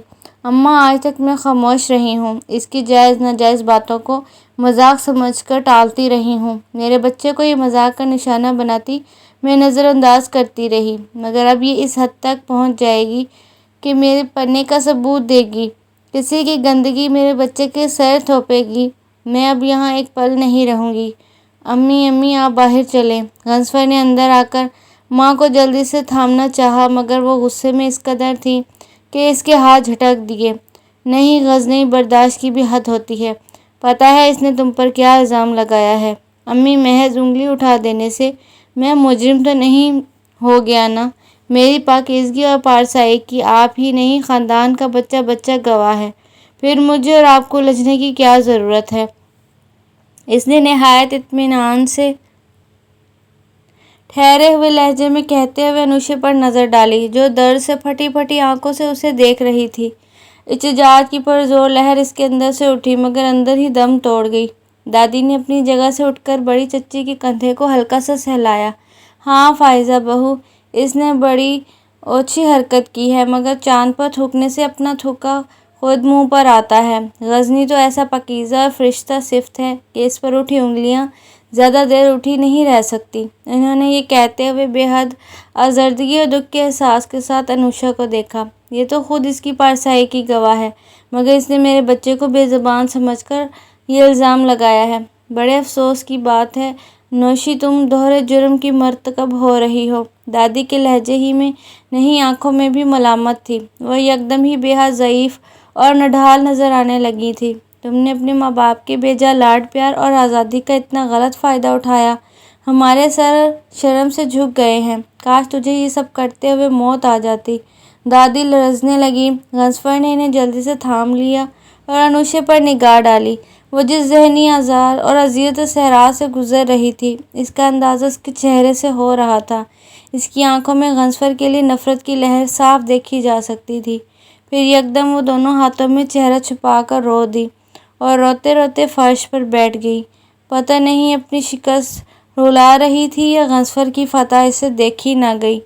आज वो मुजरिम होते हुए भी सरखरू था, तो ये इसकी अपनी पारसाई और इतने बरसों की नेकनामी का समर था, या इसकी फाश गलतियों का खामियाजा आज भुगत रही थी। मगर गंजफर के लिए आज गोया फतह का दिन था। उसे यही पारसाई जो अनुषा एहसान की तहज़ीक से गाली की तरह लगती थी, आज मतबर कर गई थी। इसकी पारसाई का ढंढोरा भी तो अनुषा ने ही पीटा था। वो उसे रोता हुआ देखता रहा, फिर कमरे से निकल गया। आहिस्ता आहिस्ता सब कमरा छोड़ गए, सिर्फ सिद्रा रह गई जो इसके करीब आकर बैठ गई। नौशी, तू गंजफर के साथ फिर ज्यादती कर गई। इतना बड़ा इल्ज़ाम लगाकर तुमने इस घर के मकीनों के दिलों में दरार डाल दी है। वो मुजरिम है, वही मेरी इज्जत का लुटेरा है। फिर क्यों मैं इसे इल्ज़ाम ना दूँ? वो चिल्लाई तो सिद्रा ने मुतासफ़ाना सांस भरकर उसे देखा, फिर उठते हुए बोली, नौशी, तुझे अपने इस किए पर नदामत नहीं है जो तू दूसरा गुनाह करने चली है? خدا کے لیے امی کو اس کا نام بتا دو جس پر تم پردہ ڈال رہی ہو، تاکہ کوئی بہتر فیصلہ ہو سکے۔ چلی جاؤ، میں کہہ رہی ہوں دفع ہو جاؤ، مجھے تنہا چھوڑ دو۔ I said get lost۔ وہ خلق پھاڑ کر چلائی، پھر گھٹنوں میں سر دے کر بلک بلک کر رونے لگی۔ گھر کی فضا سخت بھوجل ہو گئی تھی۔ بات چھپنے کی نہیں تھی، خاندان بھر میں پھیل گئی، اور جس نے سنا انگشت بد نہ رہ گیا۔ کسی نے چچا جان اور چچی کو مورد الزام ٹھہرایا، جنہوں نے انوشی کو بے جا آزادیاں دے رکھی تھی۔ کسی نے ڈش کلچر کو۔ انوشی کی بے باک فطرت سے تو سبھی آگاہ تھے، مگر وہ عزت کی یوں دھجیاں بکھیر دے گی، کوئی تصور بھی نہیں کر سکتا تھا۔ چچا جان گھر سے روٹھ کر چلے گئے تھے۔ ان کا کہنا تھا انوشی اس گھر میں رہے گی یا وہ رہیں گے۔ گھر کا ماحول سخت متاثر ہو رہا تھا کہ ایسے میں غضنفر نے اپنی خدمات پیش کر دی۔ جانے اس نے بڑی چچی کو کیسے راضی کیا تھا۔ وہ مہرباں لب ہو گئی تھی، شاید غضنفر کے اس فیصلے پر بری طرح ہرٹ ہو گئی تھی، سو چپ سادھ لی۔ جس نے سنا غضنفر کی وسط قلبی کو سراہنے لگا، اس کی شرافت اور بڑے پن کی دل کھول کر تعریفیں کی، اور یوں وہ یکدم ہی خاندان میں ہیرو بن گیا۔ انوشی لاکھ سر پٹکتی رہ گئی کہ وہ اس سے ہرگز شادی نہیں کرے گی، زہر کھا لے گی یا کسی دارالامان چلی جائے گی، مگر اس فریبی سے شادی نہیں کرے گی۔ اب کے چچا جان نے اس کی اچھی خاصی درگت بنائی تھی۔ ان کا کہنا تھا یہ تو غضنفر کی بڑائی ہے کہ وہ آنکھوں دیکھی مکھی نگل رہا ہے۔ وہ بے بسی اور بے چارگی آمیز کرب سے ریت کی دیوار کی طرح ڈھہ گئی۔ معاملہ دبانے کے لیے یہ سارا کچھ محدود پیمانے پر اور بہت جلدی کیا گیا۔ وہ اذیت کا سفر جو طے کر کے یہاں تک پہنچی تھی، اس کا دل ہی جانتا تھا۔ مجھے بہت افسوس ہے کہ زہیب نے تمہیں رد کر دیا، حالانکہ چاہنے والوں کی تو خامیاں بھی خندہ پیشانی سے قبول کرنی چاہیے۔ محبت کے بلند اور بانگ دعوے کرنے والا زہیب تو بہت عام سا مرد نکلا۔ اس نے کمرے کا چکر لگاتے ہوئے ذرا دیر ٹھہر کر اس کی طرف دیکھا، جو سادہ سے سوٹ میں کسی پتھر کے بت کی طرح پلنگ کے اونچے شیشے سے لگ کر بیٹھی تھی، جس نے اس کی سانسوں کی آمد و رفت سے ہی پتہ چل رہا تھا کہ وہ غمزدہ ہے۔ بھلا ہوس اور محبت میں پھر فرق ہی کیا رہ جائے کہ جسے آپ چاہتے ہوں اسے اس کی خوبیوں اور تمام تر خامیوں سمیت قبول نہ کریں۔ محبت میں دل اتنا سمٹ کیسے جاتا ہے، حالانکہ تنگ دل اور تنگ نظر لوگ تو میرے محبت کر ہی نہیں سکتے۔ یہ تو کھلے ذہن کھلے دل کے لوگوں کی ایکٹیویٹیز ہیں۔ پھر وہ ہنس رہا تھا، پتہ نہیں اس پر ہنس رہا تھا یا زہیب کی تنگ نظری پر تعصب کر رہا تھا۔ پھر چلتا ہوا بیٹھ کے سرہانے آ گیا اور اس کا بغور جائزہ لیا، پھر چشمہ اتار کر سائڈ پر رکھا اور اس کے نزدیک آ کر بیٹھ گیا۔ پہلی بار اس میں جنبش ہوئی، رخ موڑ کر اس نے تیز نگاہ سے اسے دیکھا۔ اتنے قریب دیکھ کر اس کے اندر سے غصے اور نفرت کا ابال اٹھا اور کوئی انتہائی قدم اٹھانے پر مجبور کرنے لگا، مگر اپنی بے بسی پر وہ پھر پھڑپڑا کر رہ گئی۔ تاہم نفرت سے اس نے پورے زور سے اس کے منہ پر تھوک دیا۔ وہ اس حملے کے لیے قطعی تیار نہیں تھا، سناٹے میں رہ گیا۔ تم فرشتے نہیں، شیطان ہو، شیطان! یہ چولا تو تم نے یوں ہی پہن رکھا ہے۔ تم خوش ہو کہ خاندان بھر میں ہیرو بن گئے ہو، مگر کوئی نہیں جانتا کہ اندر سے تم کتنے غلیظ ہو۔ وہ کب کا رکا ہوا لاوا بہا بیٹھی، مگر وہ بے حد تحمل سے جیب سے رومال نکال کر چہرہ پوچھنے لگا، پھر ہلکے سے مسکرایا۔ میں نے کبھی خود کو فرشتہ نہیں کہا، کبھی اپنی پارسائی کا ڈھنڈورا نہیں پیٹا۔ میں تو بس اپنی عادت اور فطرت کے مطابق ہی زندگی بسر کر رہا تھا۔ فرشتہ تو لوگوں کی نظروں میں مجھے تم نے بنا دیا۔ میری پارسائی کو کالج اور خاندان بھر میں تم نے ہی موضوع بنا رکھا تھا، وگرنہ میرے نزدیک تو یہ محض میری عادتیں تھیں۔ وہ لگتا بھر رکا، پھر ایک گہری سانس بھر کر اس کے چہرے سے نگاہیں ہٹا کر سامنے دیوار پر جما دی۔ میں کمزور بشر تھا انوشی احسان، میرے اندر کے شیطان کو تم نے ہی جگایا۔ شیطان تو ازلی دشمن ہے انسان کا، بابا آدم کو بھی ورگلانے سے باز نہیں رہا، انہیں جنت سے بے دخل کروایا۔ پھر سوچو میری بساط کیا تھی، میں تو آدم کے پیروں کی خاک نہیں تھا۔ مجھ پر غلبہ پانا تو شیطان کے لیے بہت آسان تھا۔ میں تم سے نہیں، شیطان سے دور رہتا تھا، اپنے نفس سے خوف زدہ رہتا تھا، مگر تم نے شیطان کو مجھ پر کھلا چھوڑ دیا۔ میرے غصے اور نفرت نے مجھے کمزور کر دیا اور یوں میں ایک بڑے گناہ کا ارتکاب کر بیٹھا۔ وہ رکا، ایک کرب اور اذیت کے احساس سے لب بھینچ کر اسے سلگتی نظروں سے دیکھنے لگا، یکدم جیسے اس کے اندر غصے کا ابال اٹھا تھا۔ اس نے اس کا بازو جھٹکے سے کھینچا تو وہ توازن نہ رکھ سکی اور اس کے کندھے سے آ لگی اور اسے پھٹی پھٹی آنکھوں سے دیکھنے لگی۔ تمہارا خیال ہے میں نے یہ سب ہیرو بننے کے لیے کیا ہے؟ تم سے شادی کرنا میرا کوئی خواب نہیں تھا۔ وہ اس کی گرفت سے نکلنے کو مچلی، اہانت کے احساس نے اسے جھلسا دیا۔ نہیں انیشا، یہ سب میں نے صرف ازالے کے طور پر کیا ہے۔ جو گناہ مجھ سے شیطان نے غلبہ پا کر نفرت اور غصے سے کروا دیا، مجھے جنت سے ایک بار پھر محروم کرنے کی کوشش کی، اس گناہ کو دھونے کی کوشش کی، وگرنہ تم سے شادی۔ ہاں، وہ ایسی تحقیر سے ہنسا کہ وہ اذیت میں گرفتار ہو کر تڑپنے لگی۔ میرے نزدیک محض جسموں کا ملاپ رفاقت نہیں کہلاتی۔ رفاقت میں آدمی ہمہ جہاں شامل نہ ہو تو وہ سیراب ہے۔ میں اپنے جذبے، اپنی فارغیاں اپنی شیرینی متاع کی طرح اپنے پاس محفوظ رکھتا ہوں۔ زندگی کوئی سرائے نہیں ہے کہ کوئی آئے لے جائے۔ میرا آئیڈیل انڈین موویز کی دلدادہ کوئی لڑکی نہیں ہے، شاہ رخ پر مرنے والی اور کچرا اداکاروں کی طرح ادائیں دکھانے والی لڑکی نہیں ہو سکتی۔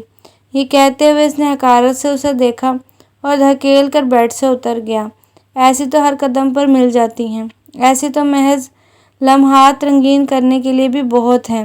نہیں، میرے پاکیزہ جذبے اپنی نسوانیت سے ہر آنکھ کو سیراب کرنے والی لڑکی کے لیے نہیں ہو سکتے، بلکہ ایک پاکیزہ سوچ اور اپنی نسوانیت کے مغرور احساس کے ساتھ اس کی کسی متاع کی طرح حفاظت کرنے والی لڑکی کے لیے میں ہیں۔ سنو انوشا، عورت کی مثال فضاؤں میں لہراتی ہوئی پتنگ کی سی ہے، جو صاف اور کردار کی ڈور کے سہارے آکاش کی وسعتوں میں جھولتی رہتی ہے۔ جب تک یہ ڈور صحیح و سالم رہتی ہے، وہ رفتوں میں پرواز کرتی رہتی ہے، اور جب یہ ڈور ٹوٹ جاتی ہے تو ہوا کے ووش پر پستی کی طرف جانا شروع کر دیتی ہے۔ چپ ہو جاؤ، خدا کے لیے چپ ہو جاؤ، وہ زور سے چلائی۔ اسے اپنا پورا جسم ایک آگ میں جلتا ہوا محسوس ہو رہا تھا۔ اس نے رک کر اسے دیکھا، پھر جگ سے پانی بھر کر اس کی طرف بڑھایا۔ لو، یہ پانی پیو۔ اس نے سلگتی نگاہیں اوپر اٹھا کر اسے دیکھا، پھر گلاس تھام کر اسے دیوار پر دے مارا۔ تم سمجھتے ہو مجھ پر شادی کا احسان کر کے تم پاک صاف ہو گئے ہو، جنت کے حقدار بن گئے ہو؟ تمہیں غضنفر، تم نے کوئی چھوٹا گناہ نہیں کیا ہے۔ میں لاکھ بری سہی، گناہ گار سہی، مگر تم میرے مجرم ہو۔ میں تمہیں ہرگز معاف نہیں کروں گی۔ بے شک میری دین سے اتنی واقفیت نہیں ہے، میں نہیں جانتی کس گناہ کا کتنا عذاب ہے اور کس نیکی کا کتنا اجر، مگر اتنا ضرور جانتی ہوں کہ بندوں کے گناہ بندے ہی معاف کریں گے، تب معافی ہوگی۔ وہ بیڈ سے اتر کر اس کے مقابل کھڑی ہو گئی۔ وہ دم سادے اسے دیکھتا رہ گیا۔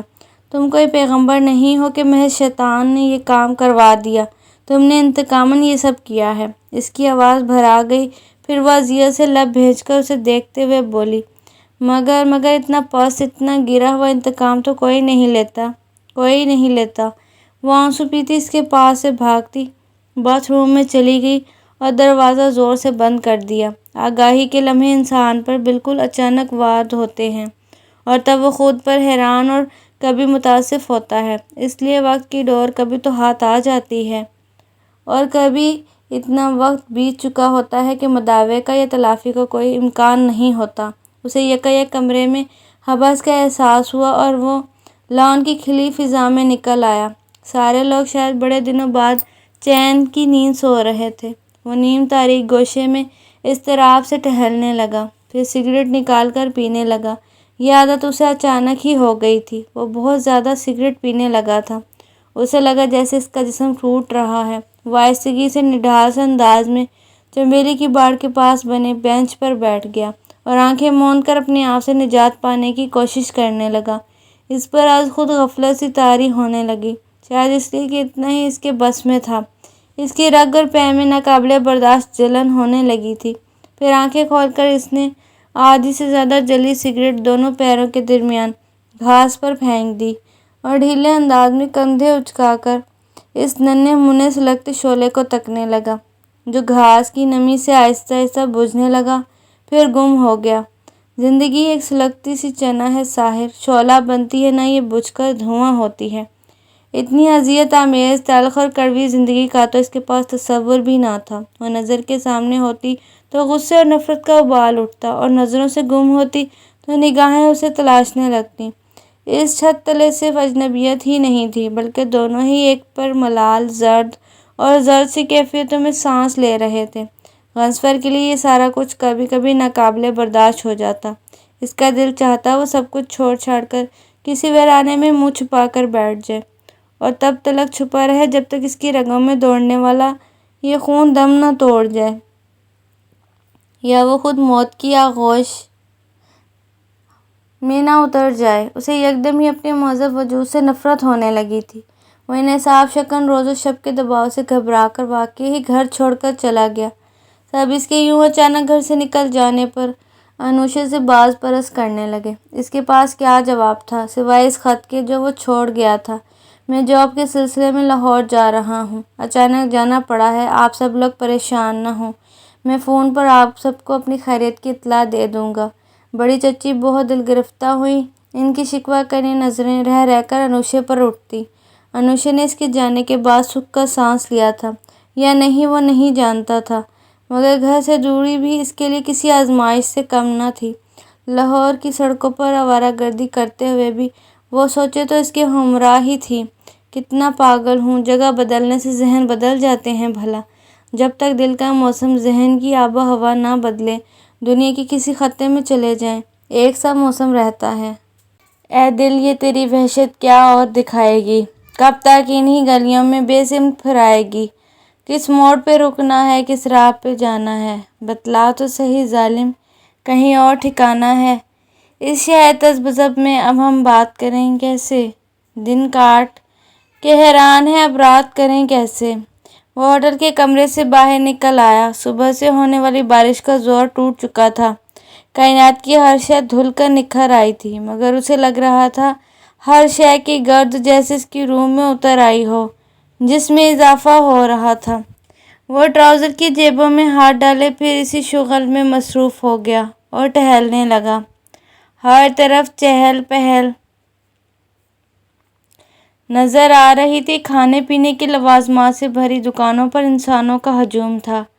ہر فقیر اسی موسم کی اس بارش کو انجوائے کر رہا تھا اور اب بشاشت سب کے چہروں سے ظاہر ہو رہی تھی، مگر ایک اس کے اندر کثیف سا دھواں بھرا ہوا تھا جو کم نہ ہوا تھا۔ شاید یہاں بارش کا کوئی چھینٹا نہیں پڑا تھا۔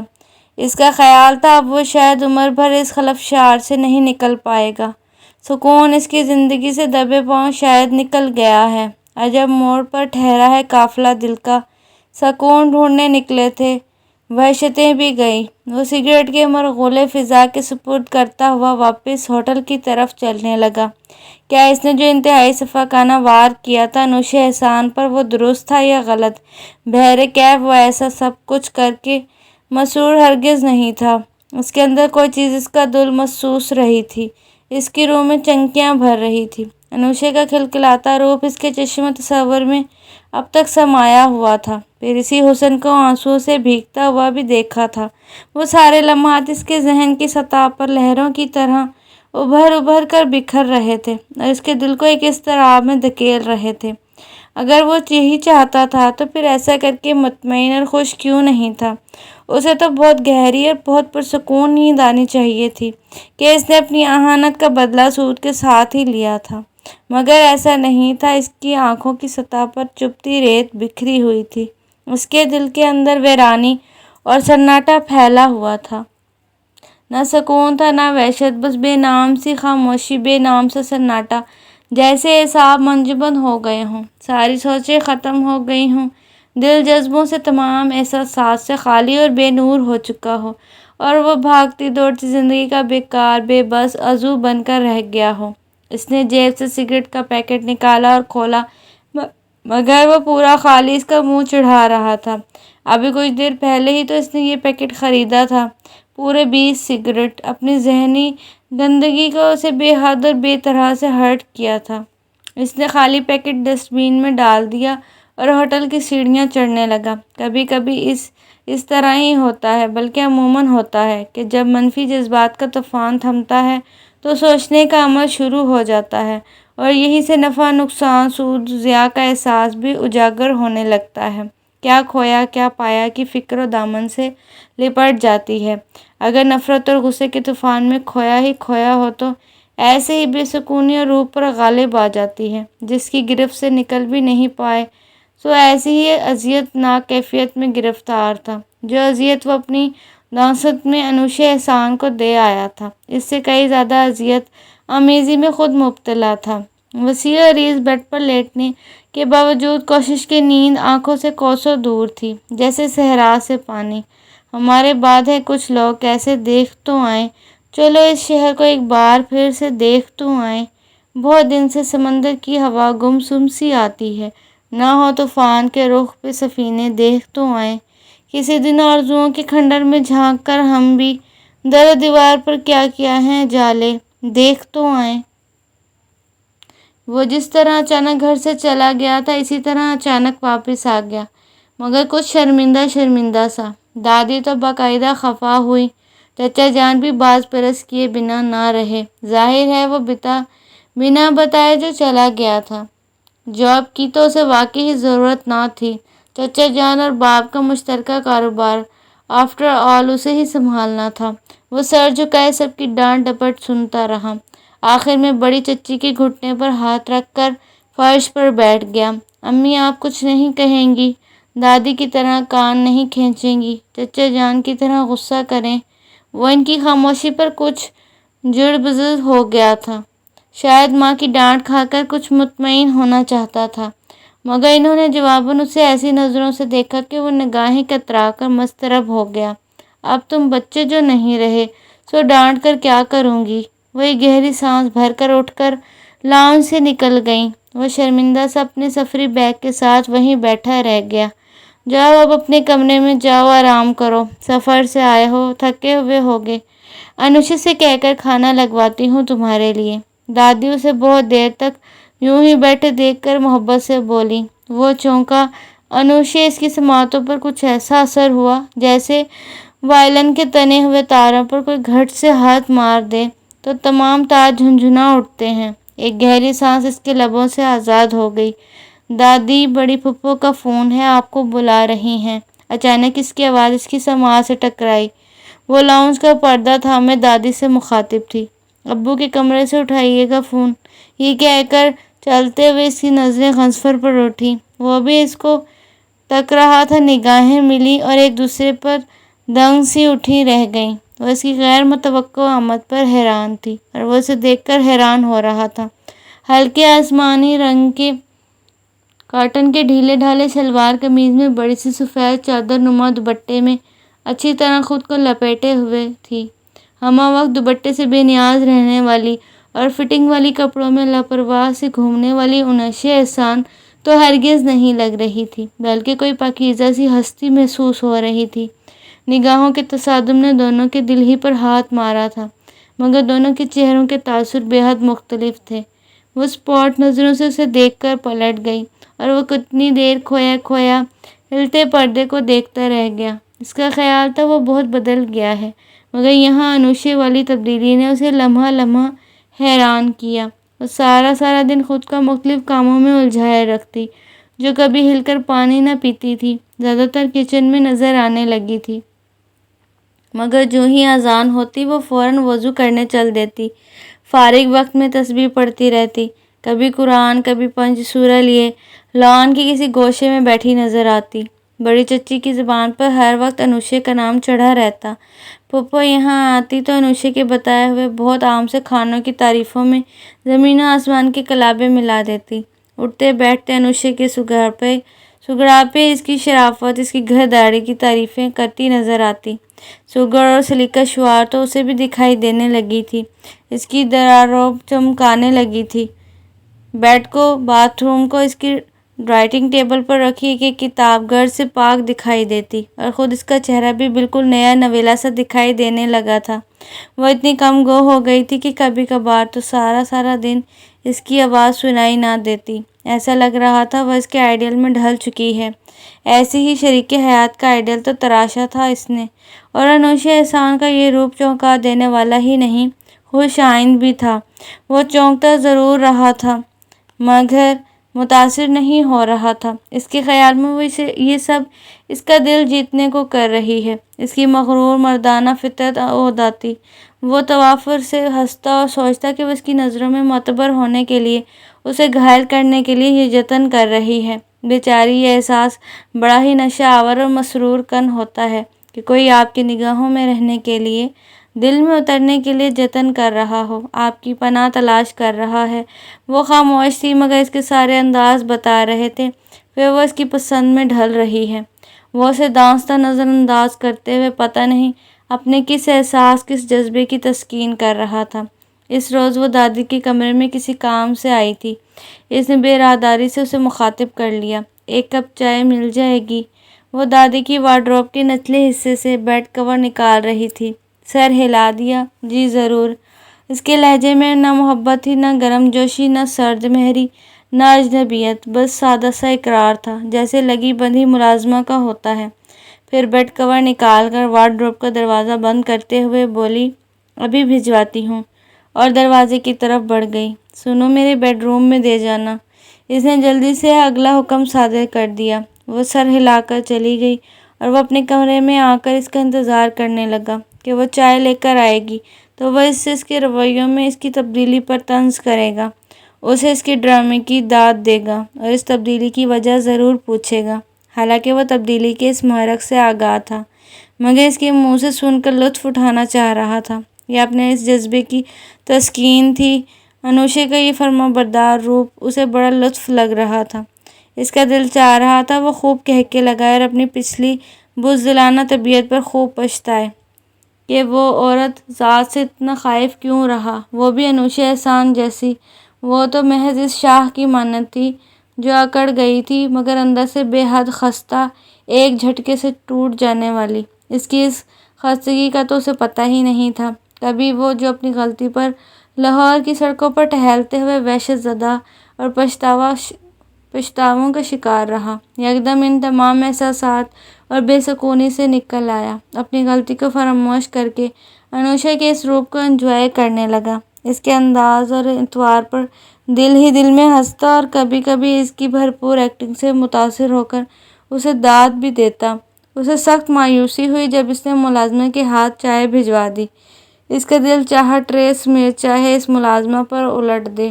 وہ سخت بدمزہ ہو کر رہ گیا۔ بہت کچھ کہنے سننے کی آرزو دل ہی میں رہ گئی۔ رات کے کھانے کے بعد وہ انوشے کو کچن میں دیکھ کر چلا آیا۔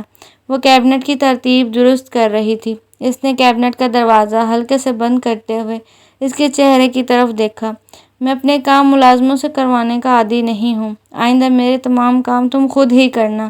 مجھے اپنے بیڈ روم میں ملازموں کا وجود سخت ناپسند ہے۔ اس کا لہجہ تہمت آمیز تھا۔ اس نے ذرا سا چونک کر دیکھا، تاہم بولی کچھ نہیں۔ کیبنٹ کا دروازہ کھول کر دوبارہ کام میں مشغول ہو گئی۔ کیا زبان گروی رکھ آئی ہو؟ اتنی بے زبان تو کبھی نہیں تھی۔ وہ استہزائیہ ہنسا اور اس کے چہرے کے تاثرات کا جائزہ لیا۔ آپ چائے پئیں گے؟ وہ اب برنر کی طرف متوجہ ہو گئی جہاں اس نے چائے چڑھا رکھی تھی۔ اتنا صلح جو اور درگزر کرنے والا انداز، وہ بھی انوشے احسان کا۔ اس کے دل پر بڑی کیف فضا چھا گئی۔ اس نے بغور اس کا چہرہ دیکھا۔ واقعی چڑیا اڑتے ہوئے بھی بزدل ہی ہوتی ہے اور عقاب عالم سکرات میں بھی گردن اٹھائے رہتا ہے۔ اس نے سر ہلاتے ہوئے کہا، ہاں ضرور پیوں گا اگر بدمزہ نہ ہوئی تو۔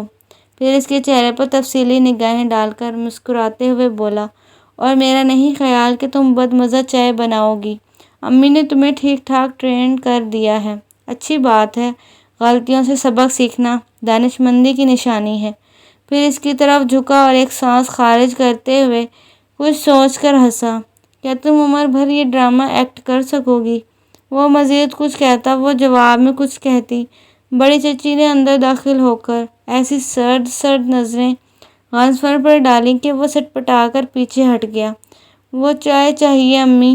ہاں چائے ہی بن رہی ہے، تم اپنے چچا کے پاس لاؤنج میں جا کر بیٹھو، انہیں بھی دے رہی ہوں، تمہیں بھی دے جاؤں گی۔ انہوں نے فریج سے دودھ نکالتے ہوئے لٹھ مارنے والے انداز میں کہا۔ وہ چونک کر ماں کا چہرہ دیکھتا رہ گیا۔ ان کا لہجہ اتنا بے مہر آج تک محسوس نہیں ہوا تھا۔ وہ تو اس کے آگے پیچھے پھرتی، اس کی طلب بن مانگے پوری کرنے کی کوشش کرتی۔ اس نے سر جھکا لیا اور سوچا کہ تھک گئی ہوں گی، اس لیے کچھ اکتائی ہوئی سی محسوس ہو رہی ہیں۔ جاتے جاتے وہ انوشا کے جھکے چہرے پر ایک بھرپور نگاہ ڈال گیا، جو برنر کی تپش سے لال ہو رہا تھا یا غضنفر کی نگاہوں کی آگ سے۔ مسکراہٹ خود بخود اس کے ہونٹوں کے گوشوں میں پھیل کر سمٹ گئی۔ ایک عجیب سا احساس لیے لاؤنج میں چلا آیا۔ چچا جان اور چھوٹی چچی کی نظر میں وہ بہت معتبر ہو گیا تھا۔ ان کی نگاہیں اس پر اٹھتی تو عقیدت اور محبت سے بلائیں لیتی محسوس ہوتی۔ وہ ان کا وہ داماد تھا جو دھوپ میں چھاؤں کی طرح ہوتا ہے، جو گھپ اندھیرے میں روشنی کا پیامبر بن کر آتا ہے۔ رات وہ کمرے میں آیا تو وہ عشاء کی نماز پڑھ رہی تھی۔ اس کے لبوں کی تراش میں تمسخرانہ مسکراہٹ بکھر آئی۔ بقول شیکسپیئر کہ دنیا ایک سٹیج ہے اور ہر شخص اداکار، شاید وہ بھی اپنا کوئی کردار ادا کر رہی تھی، مگر فطرت سے ہٹ کر کوئی کردار ادا کرنا، وہ بھی عمر بھر، بہت مشکل ہی نہیں ناممکن ہے شاید۔ وہ بڑی زہر خندی سے سر جھٹک کر باتھ روم میں چلا گیا۔ باہر آیا تو وہ جائے نماز لپیٹ رہی تھی۔ تم یہ ڈرامہ ساری عمر پلے کر سکو گی؟ وہ زبان سے پھسل جانے والے زہر کو نہ روک پایا۔ ٹرالی پر رکھے پنچ سورا کو اٹھاتے ہوئے اس نے اس پر ایک نظر ڈالی اور ایک اطمینان بھری مسکراہٹ اس کے لبوں پر کشادگی کے ساتھ پھوٹی۔ وہ جھلس کر رہ گیا، بنا جواب دیے، اسی اطمینان کے ساتھ پنچ سورے کو سینے سے لگائے باہر نکل گئی تھی، اور وہ شب و خوابی کا لباس بدل کر بستر پر گر گیا۔ رات اچانک گہری نیند سے غضنفر کی آنکھ کھل گئی۔ وہ شاید گھپ اندھیرے میں سونے کا عادی تھا۔ روشنی کی ہلکی سی لکیر سے آ رہی تھی۔ اس نے چہرہ موڑ کر دیکھا تو نگاہیں وہیں تھم گئیں۔ وہ جائے نماز پر بیٹھی تھی، دونوں ہاتھ اوپر اٹھائے دعا مانگتے ہوئے رو بھی رہی تھی۔ اس کے الفاظ آنسوؤں سے بھیگ بھیگ کر ٹوٹ رہے تھے۔ یا اللہ، تیرے سوا میرا اور کون ہے؟ تو ہی سب کا آسرا اور ٹھکانہ ہے۔ میرا تو سب حال بگڑے ہوئے ہیں، نہ دین کی ہوں نہ دنیا کی ہوں۔ اللہ، یہ میں نے خود ہی بگاڑے ہیں، تیرے ہاتھ میں ہی تو خیر ہی خیر ہے۔ اے خیر کے مالک، میری خستہ حالی اور پراگندگی دور کر دے۔ اے اللہ، میں خطا کار ہوں، میری گردن تیرے آگے شرمندگی سے جھکی ہوئی ہے، مگر تو کریم ہے۔ تو اگر ہماری خطائیں نہ بخشے گا تو ہم کس در جائیں گے کہ ہمارا تو آسرا اور ٹھکانہ ہی تو ہے۔ اے الہی، میرا ہاتھ پکڑنے والا تیرے سوا کوئی نہیں، اور اگر تو نے بھی دور کر دیا تو پھر کون رحم کرے گا؟ اے دلوں کی اصلاح فرمانے والے، میرے قلب کی ظاہری اور باطنی اصلاح فرما دے۔ اے وہ ذات کریمی جس کے کرم کے سامنے پہاڑوں کے برابر گناہ بھی بے مقدار ہیں، ہم کو معاف کر دے الہی۔ آپ نے ایمان دیا، یہ ایمان کا لباس پہنائے رکھنا۔ یا اللہ، میرے سارے کام آپ کے ہاتھ میں ہیں۔ میرے گناہ کی تو بے شک حد ہے، مگر تیرے فضل کی تو کوئی انتہا نہیں، کوئی حد نہیں۔ یا اللہ، اگر آپ عزت دیں تو اسے کون ذلیل کر سکتا ہے؟ اگر آپ اہانت کریں تو کون اسے عزت بخش سکتا ہے؟ اے عزتوں کے مالک، مجھ کو عزت عطا فرما، اہانت اور ذلت سے بچا۔ آپ پردہ پوشی کرنے والے ستار العیوب ہیں، دونوں جہاں میں پردہ ہی رکھنا۔ آپ کے کرم کی بھوکی ہوں، کرم ہی کرم رکھنا مولا، کرم ہی کرم رکھنا۔ گہرے سناٹے میں اس کی گڑگڑاہٹ بہت صاف سنائی دے رہی تھی۔ وہ یکدم اٹھ کر بیٹھ گیا۔ رات کی تنہائی میں کی جانے والی عبادت ڈرامہ نہیں ہوتی، اداکاری نہیں ہوتی، سوانگ نہیں ہوتا۔ تنہائی میں بہانے والے آنسو سچے ہوتے ہیں، جنہیں فرشتے بھی موتیوں کی طرح چن لیتے ہیں۔ وہ ایک احساس کے تحت اٹھا اور دھیرے دھیرے چلتا ہوا اس کے پاس جا کر بیٹھ گیا۔ وہ سجدے میں گری ہوئی تھی، اس کی سسکیاں غضنفر کے دل پر ضربیں لگانے لگیں۔ مسلسل رونے سے اس کی ہچکی بندھ گئی تھی۔ اس نے ہولے سے اس کے کندھے پر ہاتھ رکھا، مگر جنبش نہ ہوئی تو ہولے سے پکارا، انوشے! تب اس نے سر اٹھایا۔ آنسوؤں سے تر چہرہ اور دھند سے لپٹی آنکھوں کے ساتھ وہ پلکیں جھپک کر اسے دیکھنے لگی۔ شاید اس عبر میں پلکوں کی دیوار اٹھانی اسے مشکل ہو رہی تھی۔ غضنفر کے دل پر زبردست چوٹ پڑی۔ وہ اس کے چہرے سے نظریں چرا گیا، پھر قریب رکھا پانی سے بھرا گلاس اٹھا کر اسے دینے لگا کہ اس نے ہاتھ سے اسے روک دیا۔ نہیں، یہ پانی میں نے دادی کے لیے پڑھ رکھا ہے، ان کے پیروں میں درد رہتا ہے نا۔ وہ اس کی شکل دیکھتا رہ گیا، پھر جلدی سے گلاس उसी जगह रखकर उठा और फ्रिज खोलकर ठंडे पानी की बोतल निकालकर खाली गिलास में उंडेल कर इसके पास ले आया। इसने बगैर हीलो हिज्जत इसके हाथ से गिलास लेकर मुंह से लगा लिया। ठंडे पानी ने तपते हुए दिल को बहुत सुकून बख्शा था। इसके आंसू बहना बंद हो गए। उसने गिलास एक तरफ रखकर चादर का किनारा मुंह पर फेरा। वो खामोश नज़रों से उसे तकने लगा। एक इज़्तिराब दिल पर हलकोड़े लेने लगा। कई एक पल गहरी खामोशी छाई रही, जैसे दोनों के पास कहने को कुछ न हो। मगर ऐसा नहीं था। हंसफर बहुत कुछ कहना चाह रहा था। इसकी आंखों में अनगिनत सवाल मचल रहे थे और अनुषा के दिल में भी बहुत बोझ था। कई लम्हे इस खामोशी से सिरक गए। फिर अनुषा दीवार से सर टिकाकर जैसे खोए खोए लहजे में बोली, तुम्हारे जाने के बाद मुझ पर बहुत लान तान हुई। मैं सबकी नज़रों में मातूब रुस्वा थी। ख़ानदान भर की हमदर्दियाँ तुम्हारे साथ हो गईं। सबका कहना था कि गज़फर के साथ बहुत ज़्यादती हुई है। इस पर ऐसी लड़की को मुसल्लत कर दिया गया जो किसी अच्छे क्या कम अच्छे इंसान के भी काबिल नहीं है। और गज़फर ने अगर दबाव में नहीं की ये शादी तो फिर बहुत बड़ी नेकी कमाई है, बहुत अजर पाया है। तुम्हारे यूं बिना बताए चले जाने पर सब खूब हंसे मुझ पर कि कोई शरीफ आदमी मुझ जैसी लड़की को ज़्यादा दिन बर्दाश्त कर ही नहीं सकता।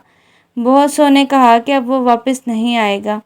इस दिल आज़ार और अज़ियतनाक बातों ने मुझे बहुत रुलाया। मैं ज़िंदगी में इतना कभी नहीं रोई जितना इन चंद दिनों में लोगों की दिल दुखाने वाली बातों पर रोई हूँ। मुझे लगा मैं बिल्कुल तन्हा हो गई हूँ। भरी दुनिया में मेरा कोई नहीं रहा। मेरे सर से छाँव छिन गई है और मैं नंगे सर धूप में खड़ी कर दी गई हूँ। तब पहली बार मैंने इनके गोशे में रोते हुए अजान की आवाज़ पर कान धरे, फिर वज़ू किया और घर के वीरान गोशे में जाकर अल्लाह के आगे झुकी और खूब रोई। वो एक लम्हे चुप हुई मगर नज़रें दीवार पर ही मरकूज़ रहीं। इसकी आंखों से फिर आंसुओं का झरना बह रहा था। मैंने कभी नमाज नहीं पढ़ी। मुझे खुदा से मांगना नहीं आता था कि कैसे मांगा जाए और क्या मांगा जाए, उसे किन किन नामों के वास्ते मांगा जाए। मगर वो कितना रहीम व करीम है। मुझे पहली बार इदराक हुआ कि इस तक जाने के लिए रास्तों के पेचो खम में नहीं उलझना पड़ता। इसके पास जाने का तो बहुत सीधा साफ सुथरा रास्ता है और वो तो 2 कदम आगे बढ़ने वालों को खुद 10 कदम बढ़कर थाम लेता है। इसने मुझे थाम लिया। मैं सजदा रेज़ होकर बच्चों की तरह सारा दास के सामने खोल बैठी। मालिक तो जानता है मैं बहुत गुनाहगार हूँ। मेरे पिछले गुनाहों के सबब ही आज मुझ पर अजाब आया है। मगर तू तो मेरे सब हाल जानता है, मेरे मुजरिम को जानता है। आज ये सब लोग मुझे झुठला रहे हैं तो इसलिए कि मैं तुझे भुलाए रखा। मेरे महमूद, मेरे पास अपनी बात को सच साबित करने के लिए कोई अल्फाज नहीं है। मैं सख्त लाचार हूँ। मेरी मदद फरमा। मुझे सब ने अकेला छोड़ दिया है, मगर तू मेरा बन जा, मेरा मददगार और हाजी के तेरी बख्शिश मेरे गुनाहों से कई ज़्यादा है। मेरे गुनाह बेशक फ़र्श से अर्श तक पहुँच गए हैं, मगर तेरी बख्शिश तो कुल कायनात को भर सकती है। मुझ पर रहम कर मालिक। मैं बहुत रोकर चुप उठी तो चच्ची जान को करीब पाया। वो जाने कब से खड़ी थी, फिर एकदम मुझसे लिपट कर रो पड़ी। मेरे आंसुओं को अल्लाह ने इतनी जल्दी कबूल कर लिया कि मुझे एक हाजी और मददगार से नवाज दिया। चच्ची चुप थी मगर हर चीज़ पर मगर मुयस्सर है। आंसू अज खुद कहानी सुना रहे थे, मगर चच्ची बोली, मुझे माफ़ कर दो अनुषा और इस शैतान को भी जिसने तुझे पामाल किया है। वो ये कहकर बहुत रोई। इस दिन मुझे एहसास हुआ कि अल्लाह की ताकत क्या है, किस तरह वो दिलों को नरम करता है, किस तरह दिलों में मोहब्बत डालता है, किस तरह सहारे नवाजता है। मुझे चच्ची की हमदर्दी मोहब्बत का हौसला क्या मिला। मैं बिखरते बिखरते फिर जुड़ने लगी। मेरे अंदर की बगावत दम तोड़ गई। मेरे दिल का बोझ कम होता चला गया। मुझे अब लोगों की परवाह नहीं रही, इसलिए कि मैंने खुदा को पहचान लिया। मैंने 1000 छोटे छोटे बुतों की पूजा छोड़ दी और एक बड़े ताकतवर से खौफ खाने लगी। उसकी पनाह में आफियत तलाश करने लगी कि वो खौफ खाने वालों को अपनी रहमत से नवाजता है, अपनी आफियत में ले लेता है, उसे तमाम दूसरी फ़ानी ताकतों से अमान रखता है। अनुषा गज़फर बेताबाना इसके घुटनों पर हाथ रखकर सिसका तो वो जल्दी से बोली, नहीं गज़फर, मैं तुम्हारी मशकूर हूँ। کہ اس حادثے کو میں نے زحمت کی بجائے رحمت میں بدلتے دیکھا ہے۔ اس سے مجھے اللہ کی طرف متوجہ ہونے کا موقع ملا ہے۔ وہ گناہ گاروں کو ایسے جھٹکوں سے اپنی طرف متوجہ کرتا ہے۔ یہ بھی اس کا احسان ہے، وگرنہ وہ مجھ سے غافل رہتا، اس کا کیا بگڑتا؟ میں آخری نعمتوں سے محروم رہ جاتی۔ یہ میرے حق میں بہتر ثابت ہوا ہے۔ ہنسفر کے دل پر چابک پڑ رہے تھے۔ اس کی مردانہ انا ریزہ ریزہ ہو رہی تھی۔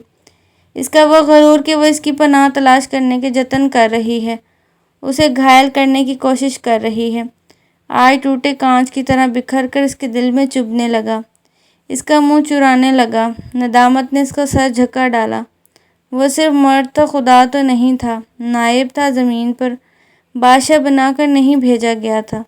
وہ بھی اس عظیم بادشاہ کا محض ادنیٰ سا خادم تھا، بس اس پر تھوڑی ذمہ داری ڈالی گئی تھی، مگر وہ ذمہ داری کو مالکانہ اختیارات سمجھ کر مسرور ہو رہا تھا۔ اس کا دل چاہا وہ منہ چھپا کر کسی کونے میں جا بیٹھے، جہاں اس کے دل کی گندگی، انوشِ احسان بیان کے کسی علم میں نہ آ سکے، مگر وہ اس کے دل کی حالت سے بے نیاز اپنے ہی خیمے میں جا رہی تھی۔ مجھے اب پتہ چلا کہ مغرب میں اتنے نفسیاتی کیس کیوں ہیں۔ اگر ہمارے پاس بھی یہ روحانی سہارا نہ ہوتا تو ہم بھی کسی نہ کسی حادثے کا شکار ہو کر نفسیاتی مریض بن جاتے۔ مجھے تم سے کوئی شکوہ نہیں ہے، میں تمہاری مشکور ہوں غضنفر کہ اس حادثے نے مجھے اتنا بڑا روحانی سہارا بخشا، جس سے میں اپنی کوتاہی کے باعث اب تک منہ موڑے بیٹھی تھی۔ اس کے چہرے پر روشنی بکھری ہوئی تھی۔ یہ روشنی اطمینان قلب کی تھی، جیسے کوئی بہت بڑی دولت پا لینے کے بعد چہرے پر آتی ہے، جیسے بڑی فتح کے بعد کسی جرنیل کے چہرے پر آتی ہے، جیسے بنجر زمین پر کومپل کے نکل پڑنے پر کاشتکار کے چہرے پر آتی ہے۔ صبح بہت انوکھی تھی۔ ایسی صبح غضنفر کے لیے شاید پہلے کبھی نہ آئی تھی۔ روشنی میں نرمی اور نفگی تھی۔ وہ فجر کی نماز پڑھ کر سو رہا تھا۔ جب انوشے نے پردے کھولے تو نرم نرم روشنی اس کے چہرے پر پڑی، مگر وہ کھڑکی سے آتی روشنی کی بجائے انوشے کے چہرے پر بکھری چاندنی دیکھ رہا تھا۔ وہ وارڈروب سے کپڑے نکال رہی تھی۔ اس کے گیلے بال شانوں پر نرم ڈھلے ریشم کی طرح پڑے تھے۔ ان کے کناروں پر پانی موتیوں کی طرح چمک رہا تھا۔ لٹوں کا پانی اس کے چہرے پر ٹپک رہا تھا۔ یوں لگ رہا تھا رخساروں پر جا بجا ہیرے دمک رہے ہوں۔